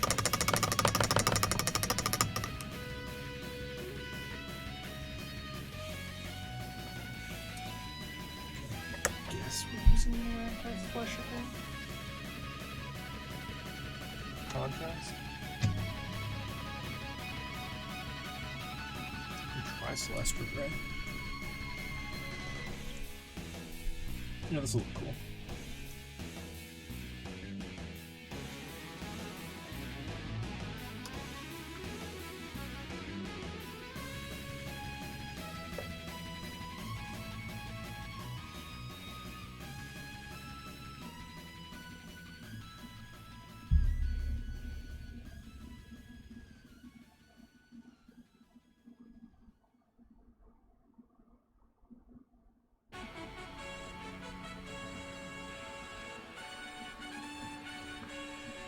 This is supposed to be plague rats. I'm kind of like going really sloppy with the base stuff here, just to make it look like a mess.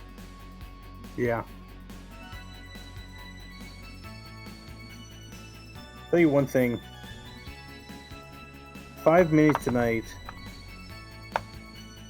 kind of simultaneously down the line. Mm-hmm. But like, just to say something about like the classic like 4-color hero type style, Yeah. outstanding for this, because it is, yeah, it's just lots of like the same colors, Yep. and it's like, even though it's like a lot of minis, still makes it pretty easy to do them all. Right.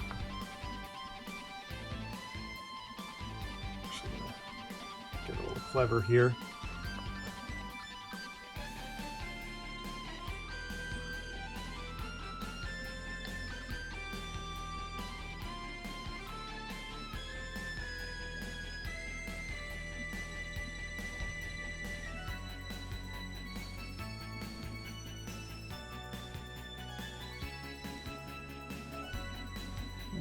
A little bit of snake bite, or whatever they call it, Steel Agent Drab, I guess it's called now. Yep, I'm dating myself here.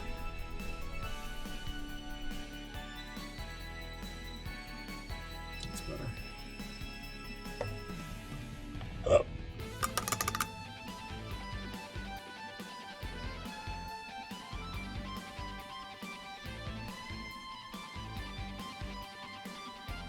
So did you watch the finale of Stargirl? I did. I haven't quite gotten there yet, but I'm looking forward to it. Yeah. It was pretty big. I liked it a lot. Mm-hmm. There were a handful of things that I expected to happen that didn't. Mm-hmm. But just have to, I guess, wait and see next season. Mm-hmm.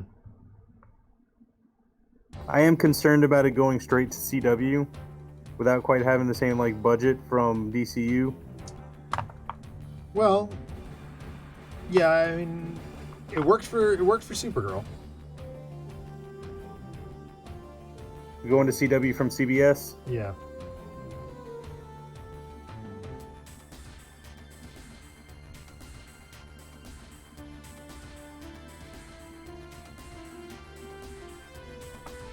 Oh yeah, this is coming out way better than I expected it would.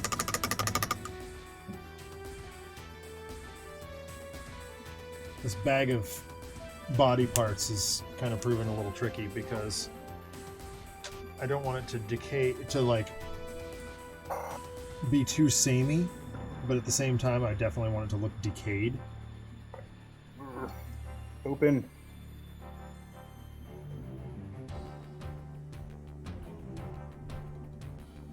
So, okay. Oh, yeah.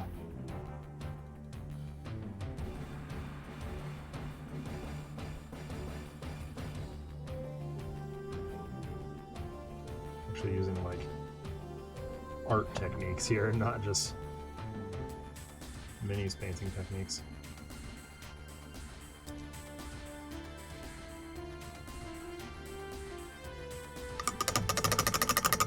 Alright. Cool beans.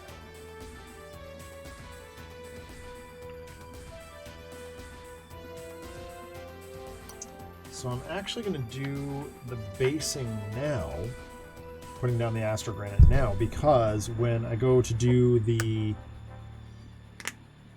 inking, I want to slap some of that camo shade where the like plague grossness is flowing into the pavement. Mm-hmm.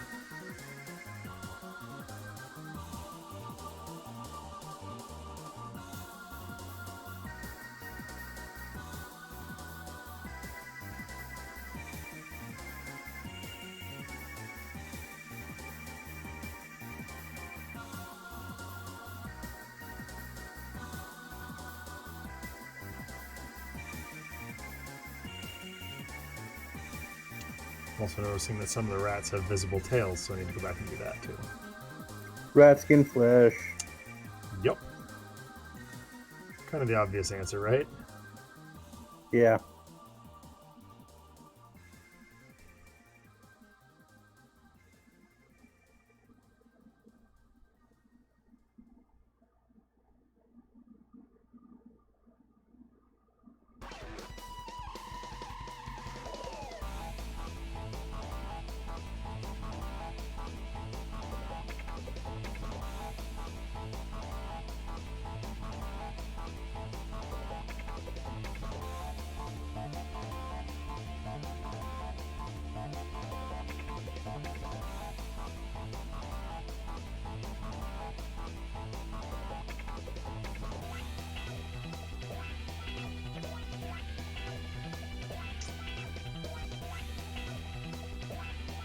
Alright, I think I got that taken care of.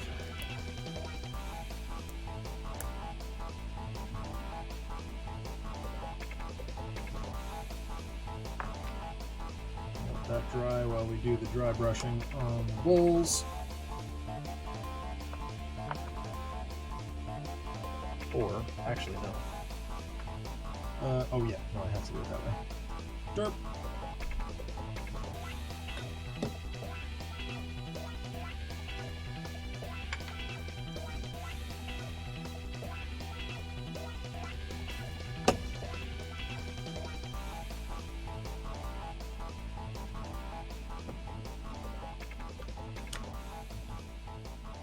One.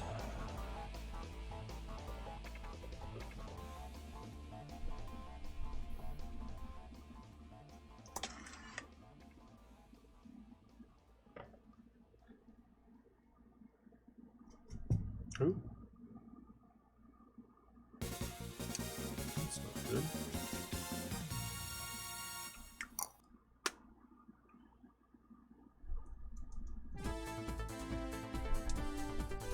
Another, what the hell happened to this pink?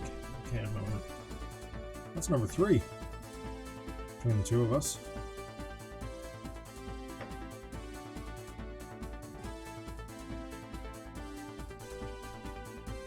What the hell?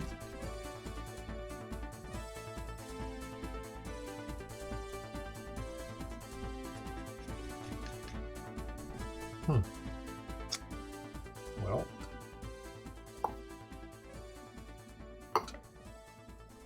There we go. Now we're talking.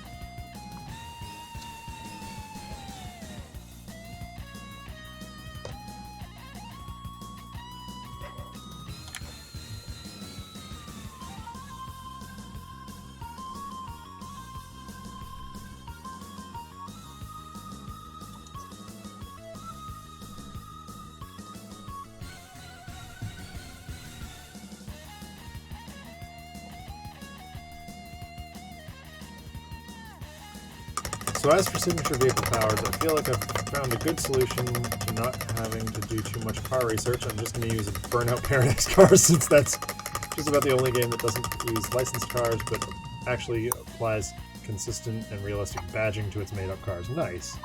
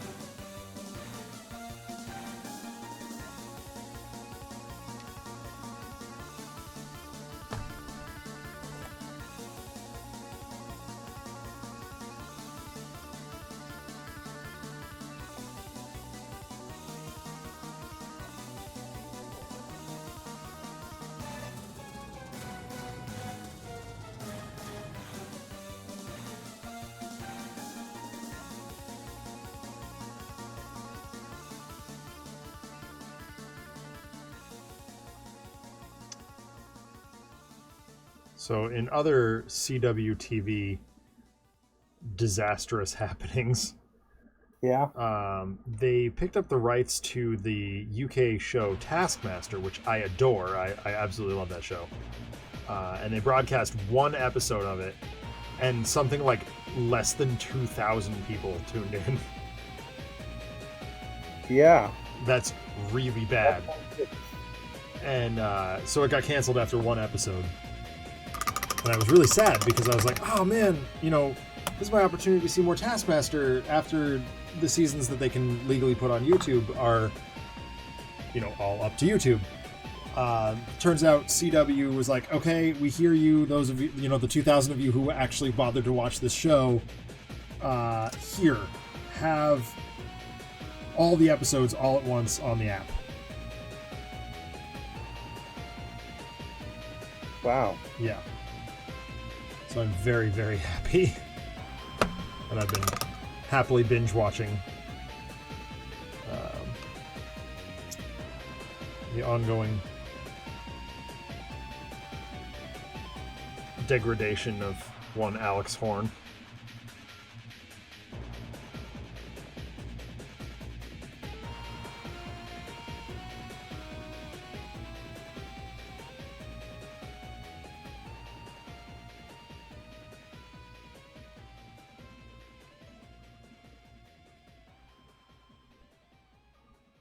At least the CW was kind enough to dump them all for everyone.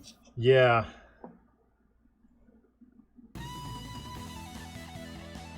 I just don't know what they're going to do for, as future seasons come out, because, I doubt they'll keep it, but I want to see the episodes. It's a bunch of comedians doing stupid things. It's hysterical. So what, like the British version of Jackass? No, it's not like that. Okay. It's far more sophisticated. So what happens is they come up with these tasks that are somewhat ambiguous in nature, and the comedians have to interpret them in however they see fit, and then go do them. So it's like throw this toilet roll through the toilet seat. You have 10 minutes. Your time starts now. Which is a very simple thing, provided you see the toilet seat, which is hanging 20 feet above you. But if you don't see that, then you're like, oh, well, I'm just going to go find the nearest toilet seat and throw this toilet roll through it.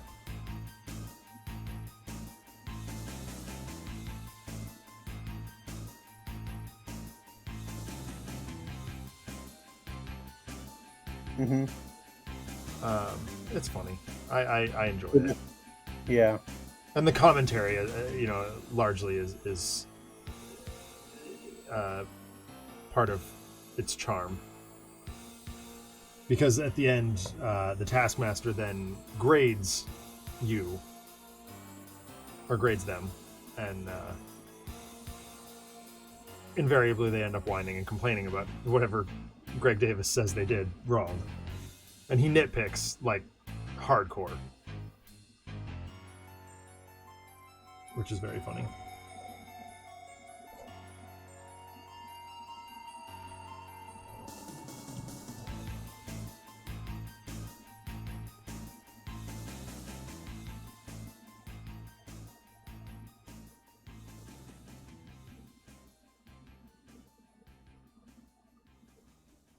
So me and Casey played some more Call to Adventure today. Okay. We got the new Stormlight Archive edition like a week or two ago. Nice. And we finally managed to beat Odium in the co-op rules. That's awesome. So we were excited. Yeah. I've played that version almost a dozen times. Mm-hmm. And in the setup, you are given 2 origins, 2 motivations, and 2 destinies to kind of build your character. Yeah. And you haven't read Stormlight, have you? I have not. Okay. there's like a group called the Knights Radiance, and there are 10 orders. And so Yeah. the game is set up where the destinies are like the 10 orders. Uh-huh. And out of the almost dozen times that I've played, I've gotten dealt Skybreaker like every single time.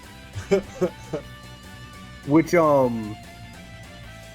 like wouldn't be so bad, but what makes it funny is like it's the order that I am sorted into. Oh boy. Like most definitely like that is my order of night, and like just the fact that I keep getting dealt it is just like I don't know what to do. Yeah. I mean, I think the game's trying to tell you something. Yeah, I know.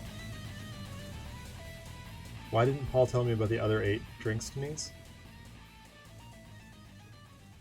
I don't know.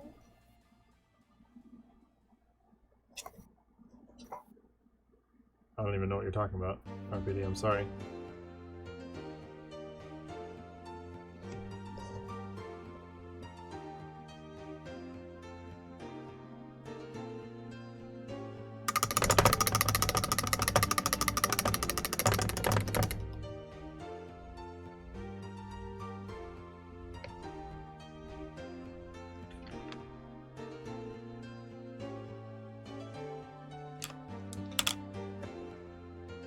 Bree's talking about their... I got you. Okay.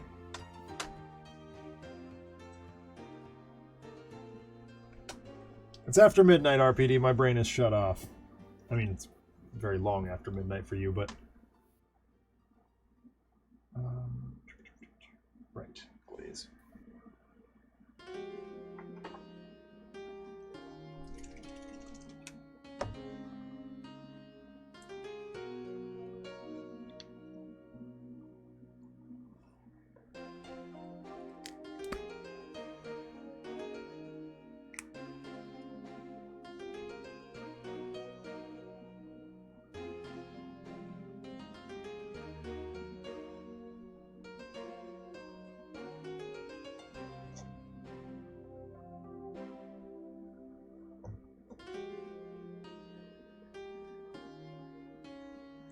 Yeah, I was gonna say that doesn't work in this context.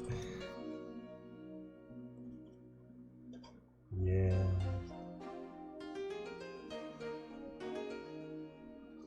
I gotta say, when I was on vacation last week, it was so nice being able to go to bed at like, I don't know, 9 when the kids went to bed and just read for a while in the tent. Mm-hmm. I got so much Lovecraft reading done, I was so happy.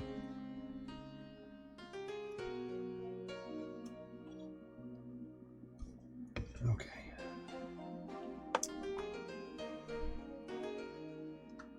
I don't know why I shook a dry brush paint. That was freaking stupid.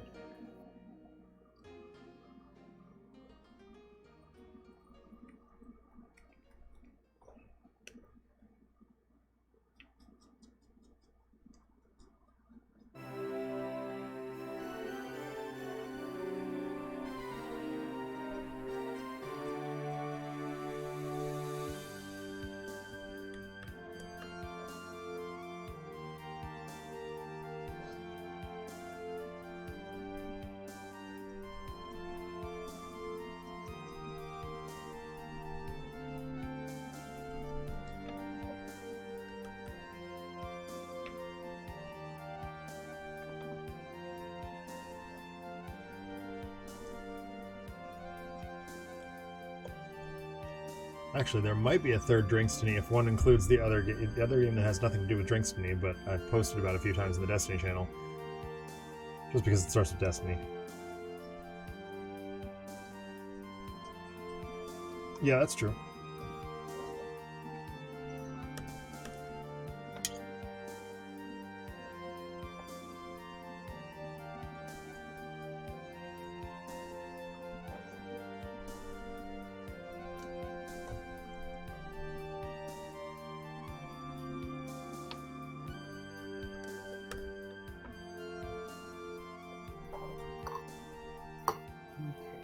Give that red back.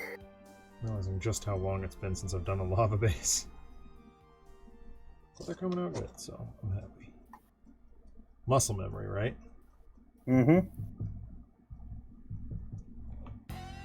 Alright, I think these bowls are finally done. Probably not the best models I've ever done, but they're decent.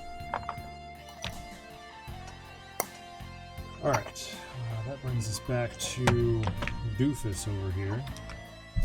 Okay.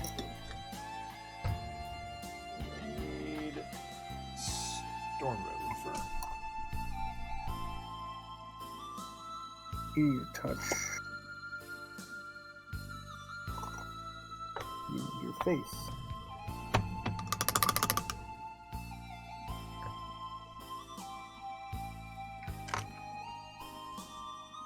That reminds me, I've been playing a good bit of Destiny Connect, TikTok Travelers, and it's the exact kind of low-budget, high-ideas, B-list execution that young me was all about. Nice. Where is... Yeah, I guess that's fine.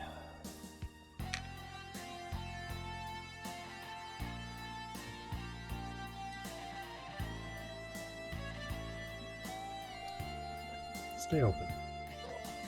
Jerkosaurus.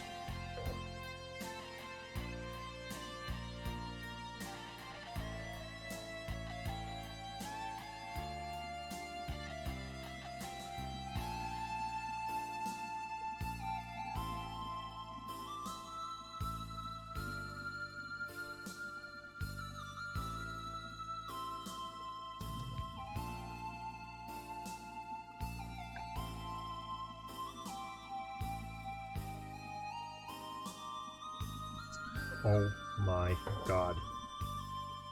What's up? I'm going to murder this paint pot. It'll be open, like, until I need it, and then it'll immediately close. It's monumentally irritating.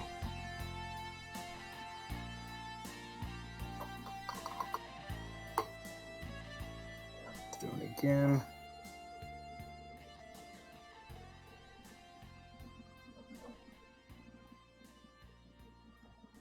In the last chapter I played, there was a flying toasters named Toastosterone, and TVs named Televisionary.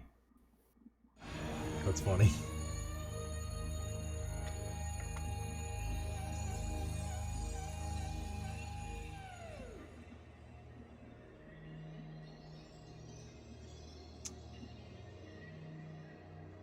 I mean, go to bed, the writers of that game, but that's still funny.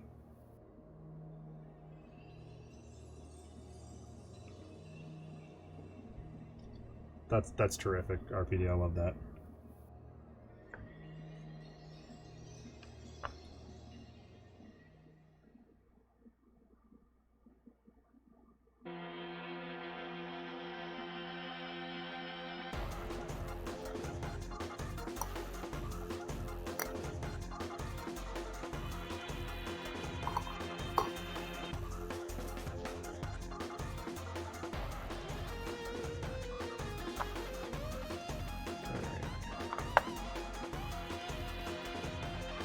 I think I got the base too.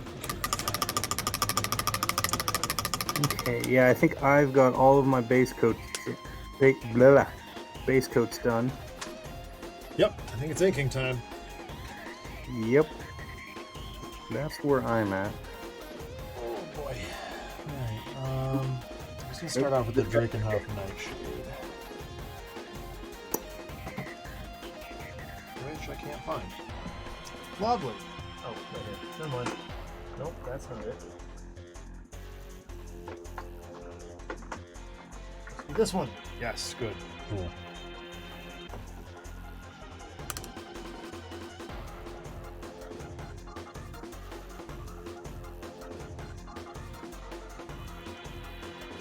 Ugh.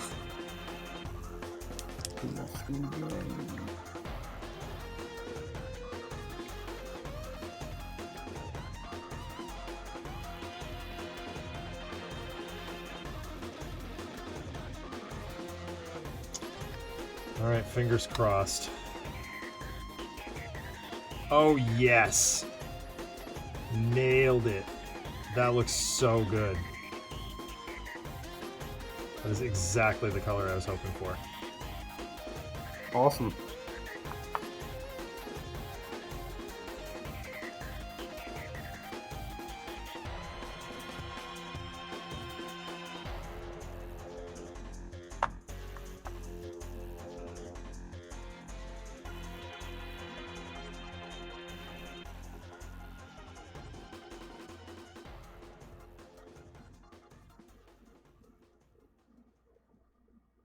So I guess I will do Drakenshoff Nightshade as well. Yep. Drakenhof Nightshade. It's good stuff.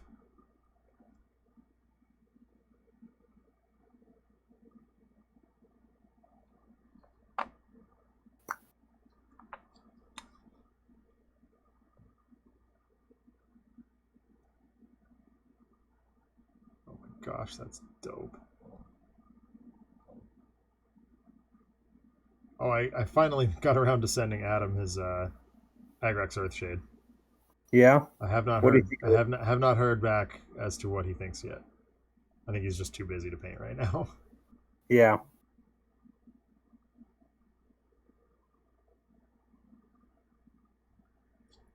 Frankly, it has astonished me that he's even appeared on Discord lately. If my policy is if I don't hear from him for 48 hours, I will text him or Ness. Just make sure that he's alive and not completely overwhelmed. The poor guy has a lot of stuff on his plate. Yeah. Self-inflicted, of course, but still. Gotta be careful with that sort of thing. Oh my god, I love this color. It's so good.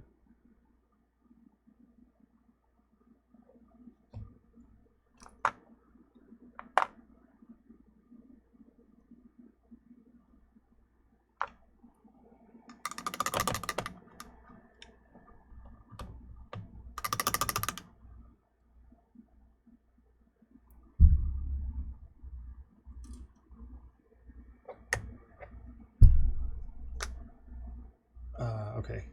That's the level. Okay. It also introduces the time travel stuff nice and abruptly, like your robot friend just suddenly functions as a time machine and accidentally flings the party to either the post-apocalyptic future or the early 70s a few times. One thing that might disappoint Paul, though, is that while your robot has a samurai mode, you don't unlock it until the end of chapter 10 out of 17. Oh, oops. Excuse me. Yeah, that's really a huge bummer. That makes me sad. Okay. Earthshade is what I'm using. Maybe it's sepia.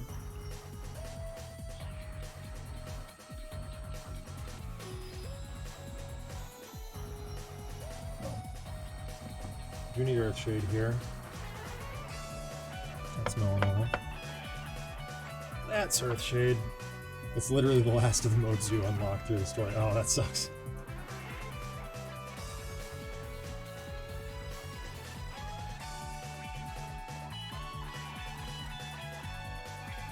That is not the right brush.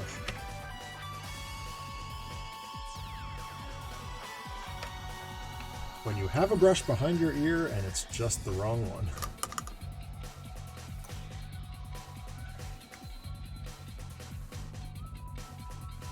Alright, Agrax, do your thing.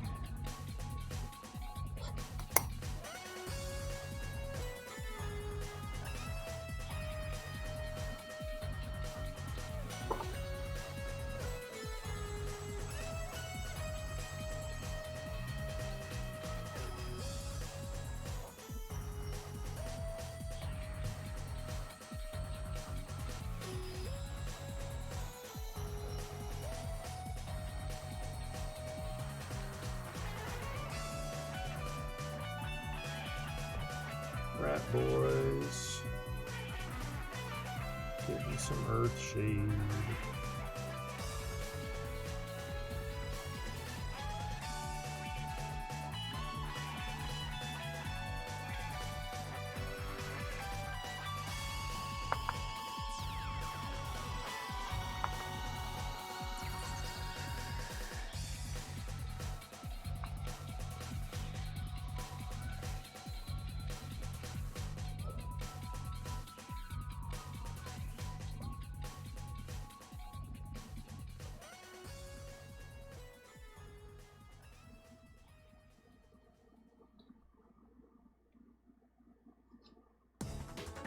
The other modes are Firefighter, Cowboy, Boxer, and Samurai, unlocked in that order. And then there's a hidden beast mode.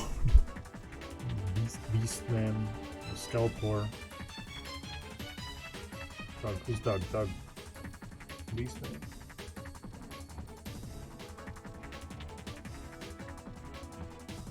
There's a show I missed from high school.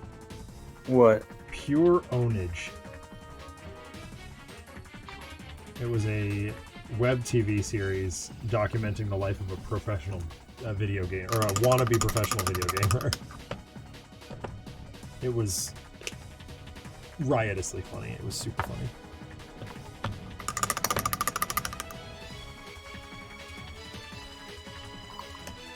Nice.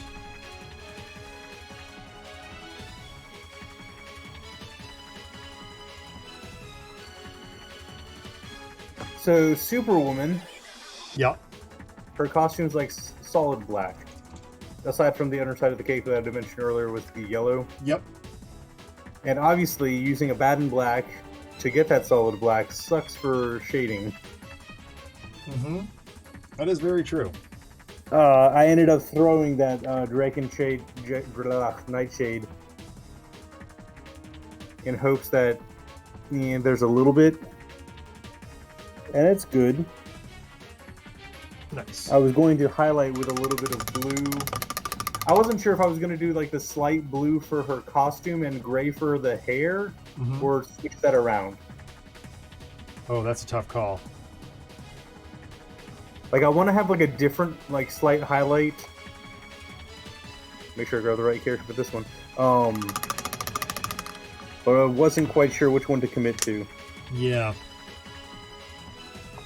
I don't know, man. I remember Paul being happy seeing Samurai Mode Robot in the trailer, and I haven't found the courage to... Uh-oh.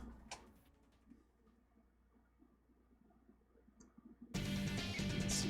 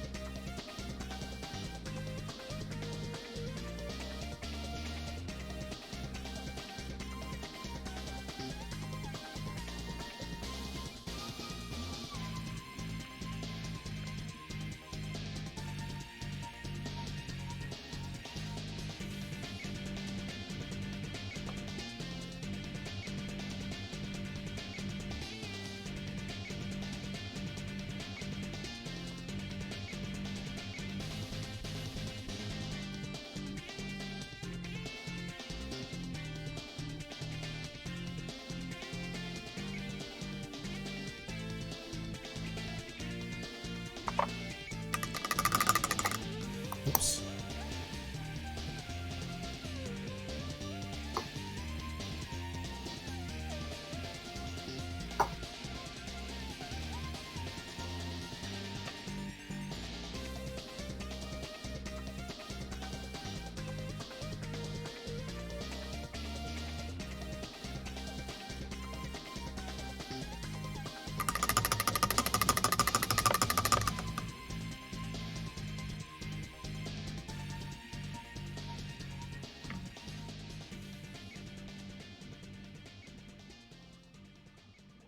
Why I did that one.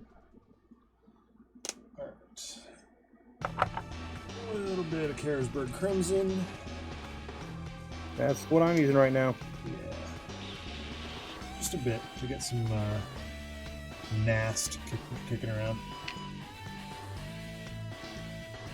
I've got it on Johnny Quick for, I mean, he's all red. Yeah, I guess that makes sense.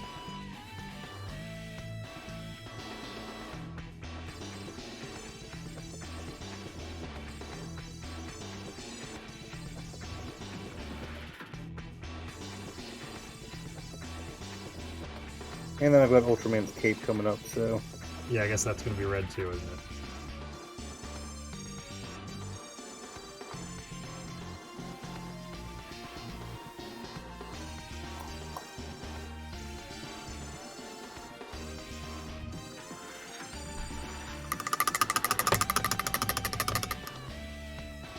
To be fair, it's very much a C-list game, so the chapters aren't that long and the game's pretty easy, so it wouldn't take Paul that long to get a Samurai Robot, but still. Yeah. I feel like Samurai Robot is kind of the thing you want early on, or Paul at least would want early on. I would want that too. I think Samurai Robot would be cool.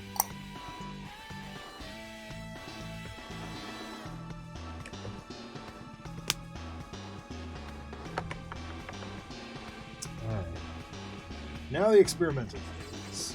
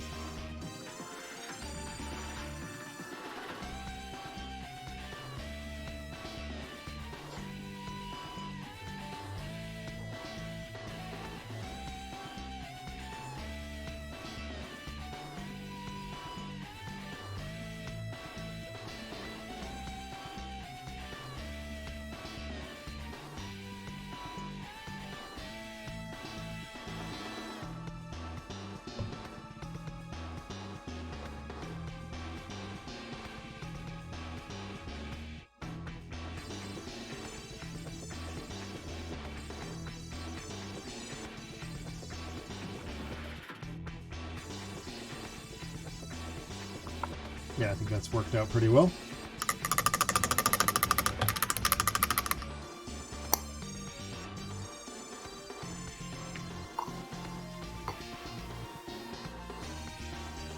just the other large bulk part will be Owlman. I need normal oil. Yep, that's what I'm moving toward. It's the first coat of Null and Oil. It's largely the base. Although, actually... hang tight.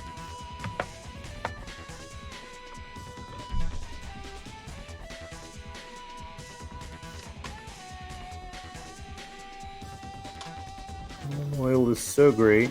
It's so wonderful.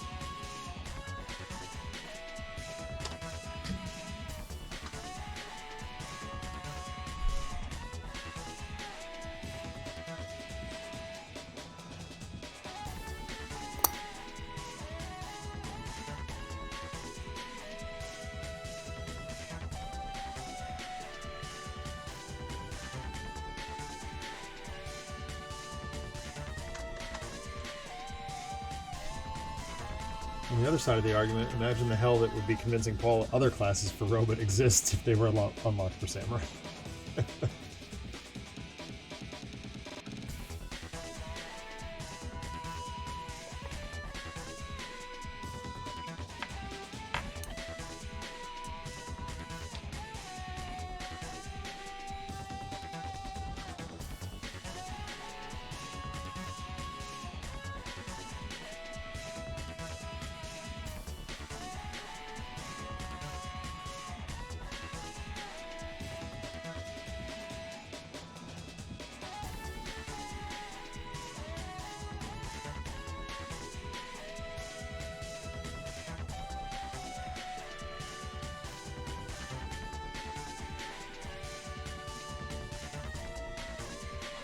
Oops.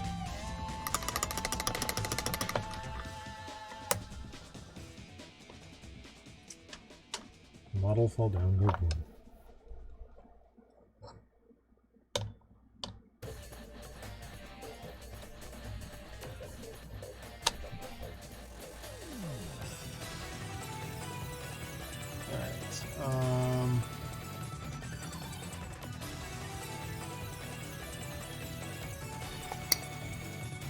Okay, now for Flesh Shade.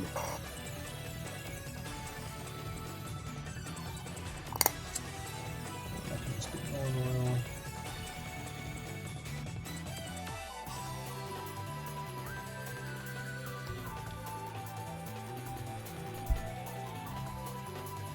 Oops, I fall over.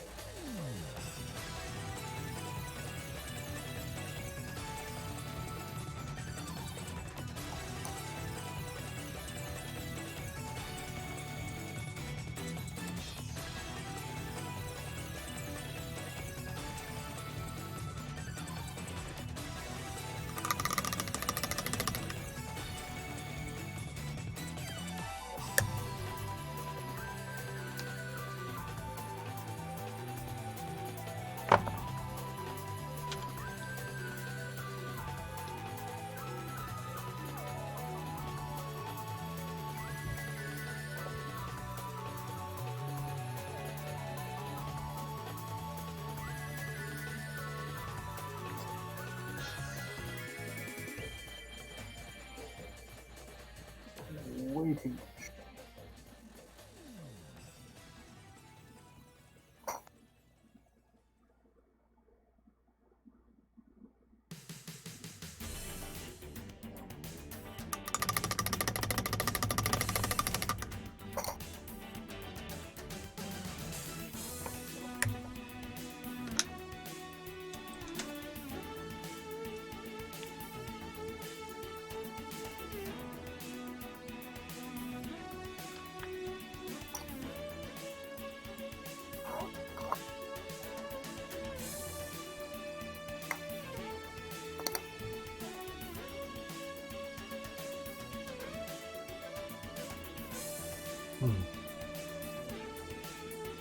Other party members include girl with ray gun made out of weird rewired hairdryer, boy with backpack full of explosives, girl's dad from the past when he was her age, and boy with anime sword from the future.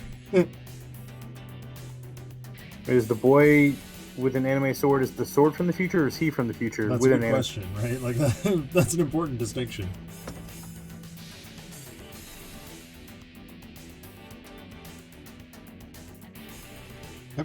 Yes, is the answer.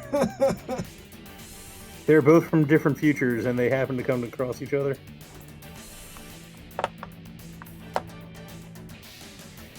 Time shenanigans.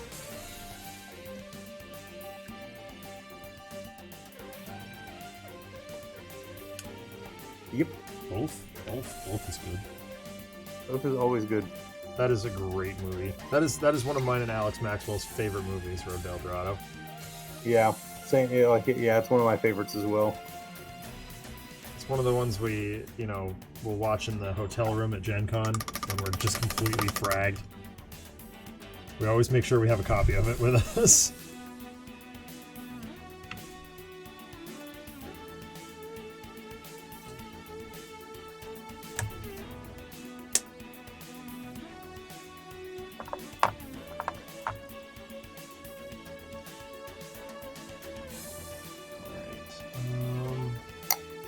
So, I have, in the event of tonight, used literally every single shade I have Nice. for various parts of all of these different villains. Yeah. Finishing off Agrek's Earth Shade in Power Rings brown hair. Nice.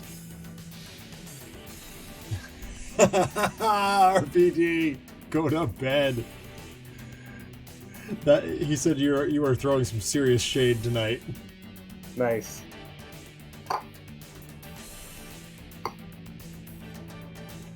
Oh, that's terrific.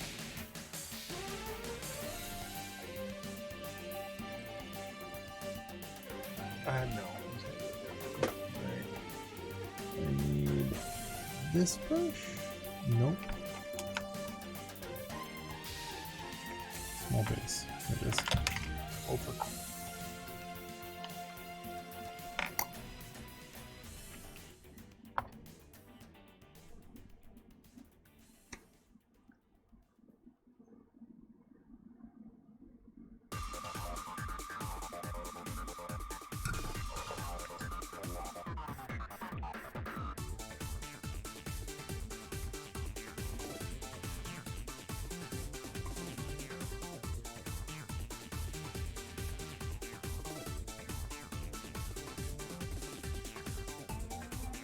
See if that works.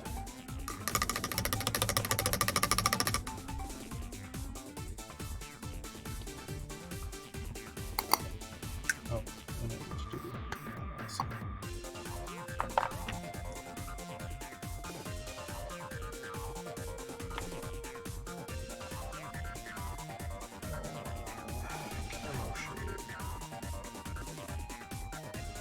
Oh, actually.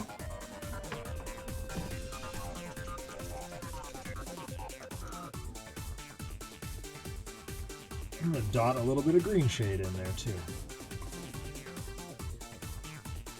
Just a tiny bit.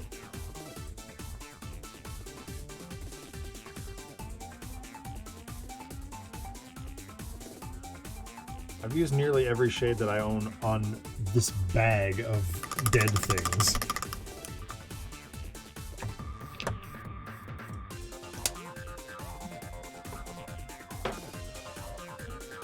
Oh my god.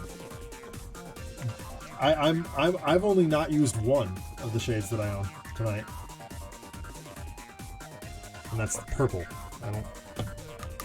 I need a purple shade. The last time I went to my local store to get one, like I found the top was opened and like it had just been dried out, just sitting on the shelf for who knows how long. Oh no. And they only had like the one pot. And I was like, well, okay. Yeah.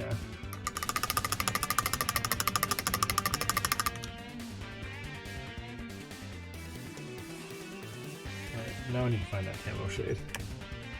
I have it foggiest where it is, but... Oh, ooh. Sorry, I just had brainwave.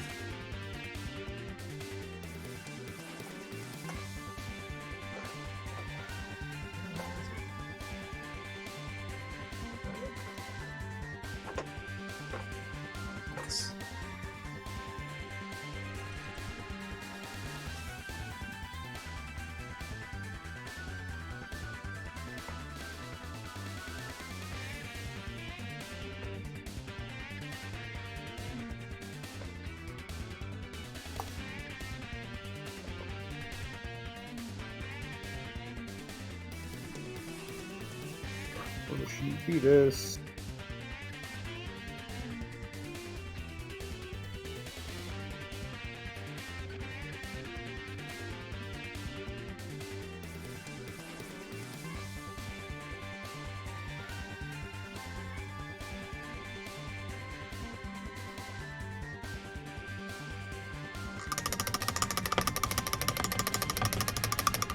All right. I'm gonna do a little bit of dry brushing, and then I think it's time to melon oil this son of a beast. Let's see if this coat is dry enough to dry. Whoa! Oh yeah.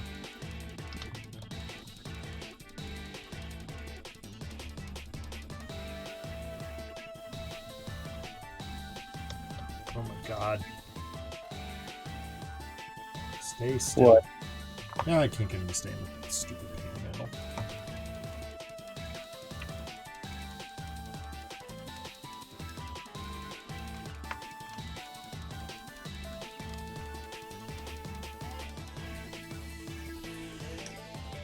Oh dear.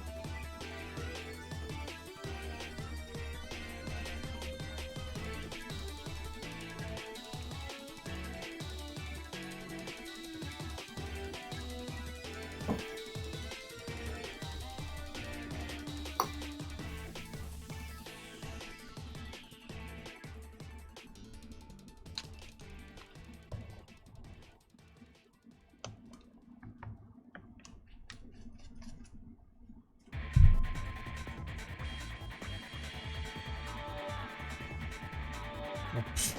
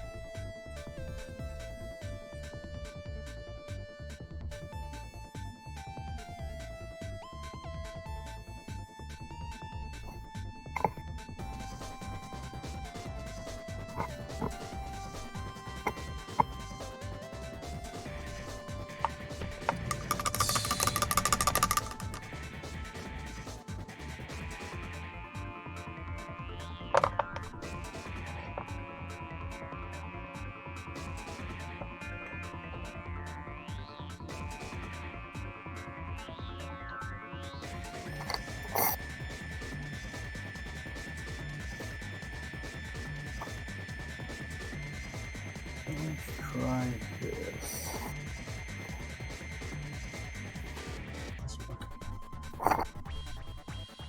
Well, there you go. It's still not focusing like I wanted to.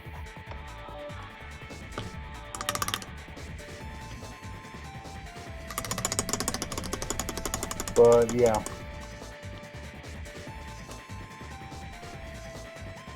Ultraman, Superwoman, Owlman, Johnny Quick, Power Ring. Nice. Need to dry brush them after the shades dry, Yep. and then do some highlighting, and they will be done. Yep. I'm just throwing one final little coat of dry brush on this guy's shoulder, and then I too will be done for the night. I have to do a little bit of detail with the rats, and then slap some Nuln Oil on this bad boy, and he is good to go. But I gotta do a couple of little things on the gold and stuff too. I got a couple of things to do tomorrow morning, but I think for the most part, that is where we call these boys tonight.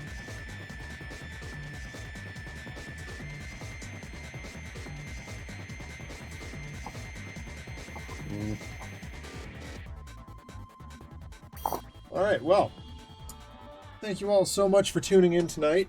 We had a great time doing this, as always. Mike, always a pleasure hanging out with you, my dude. Yep.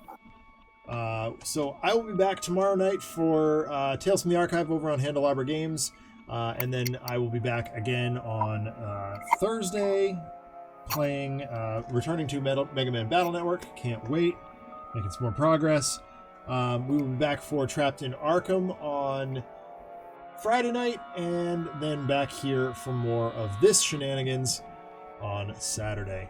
Have a good night, everybody. Take care, be safe, and we will talk to you real soon. Bye.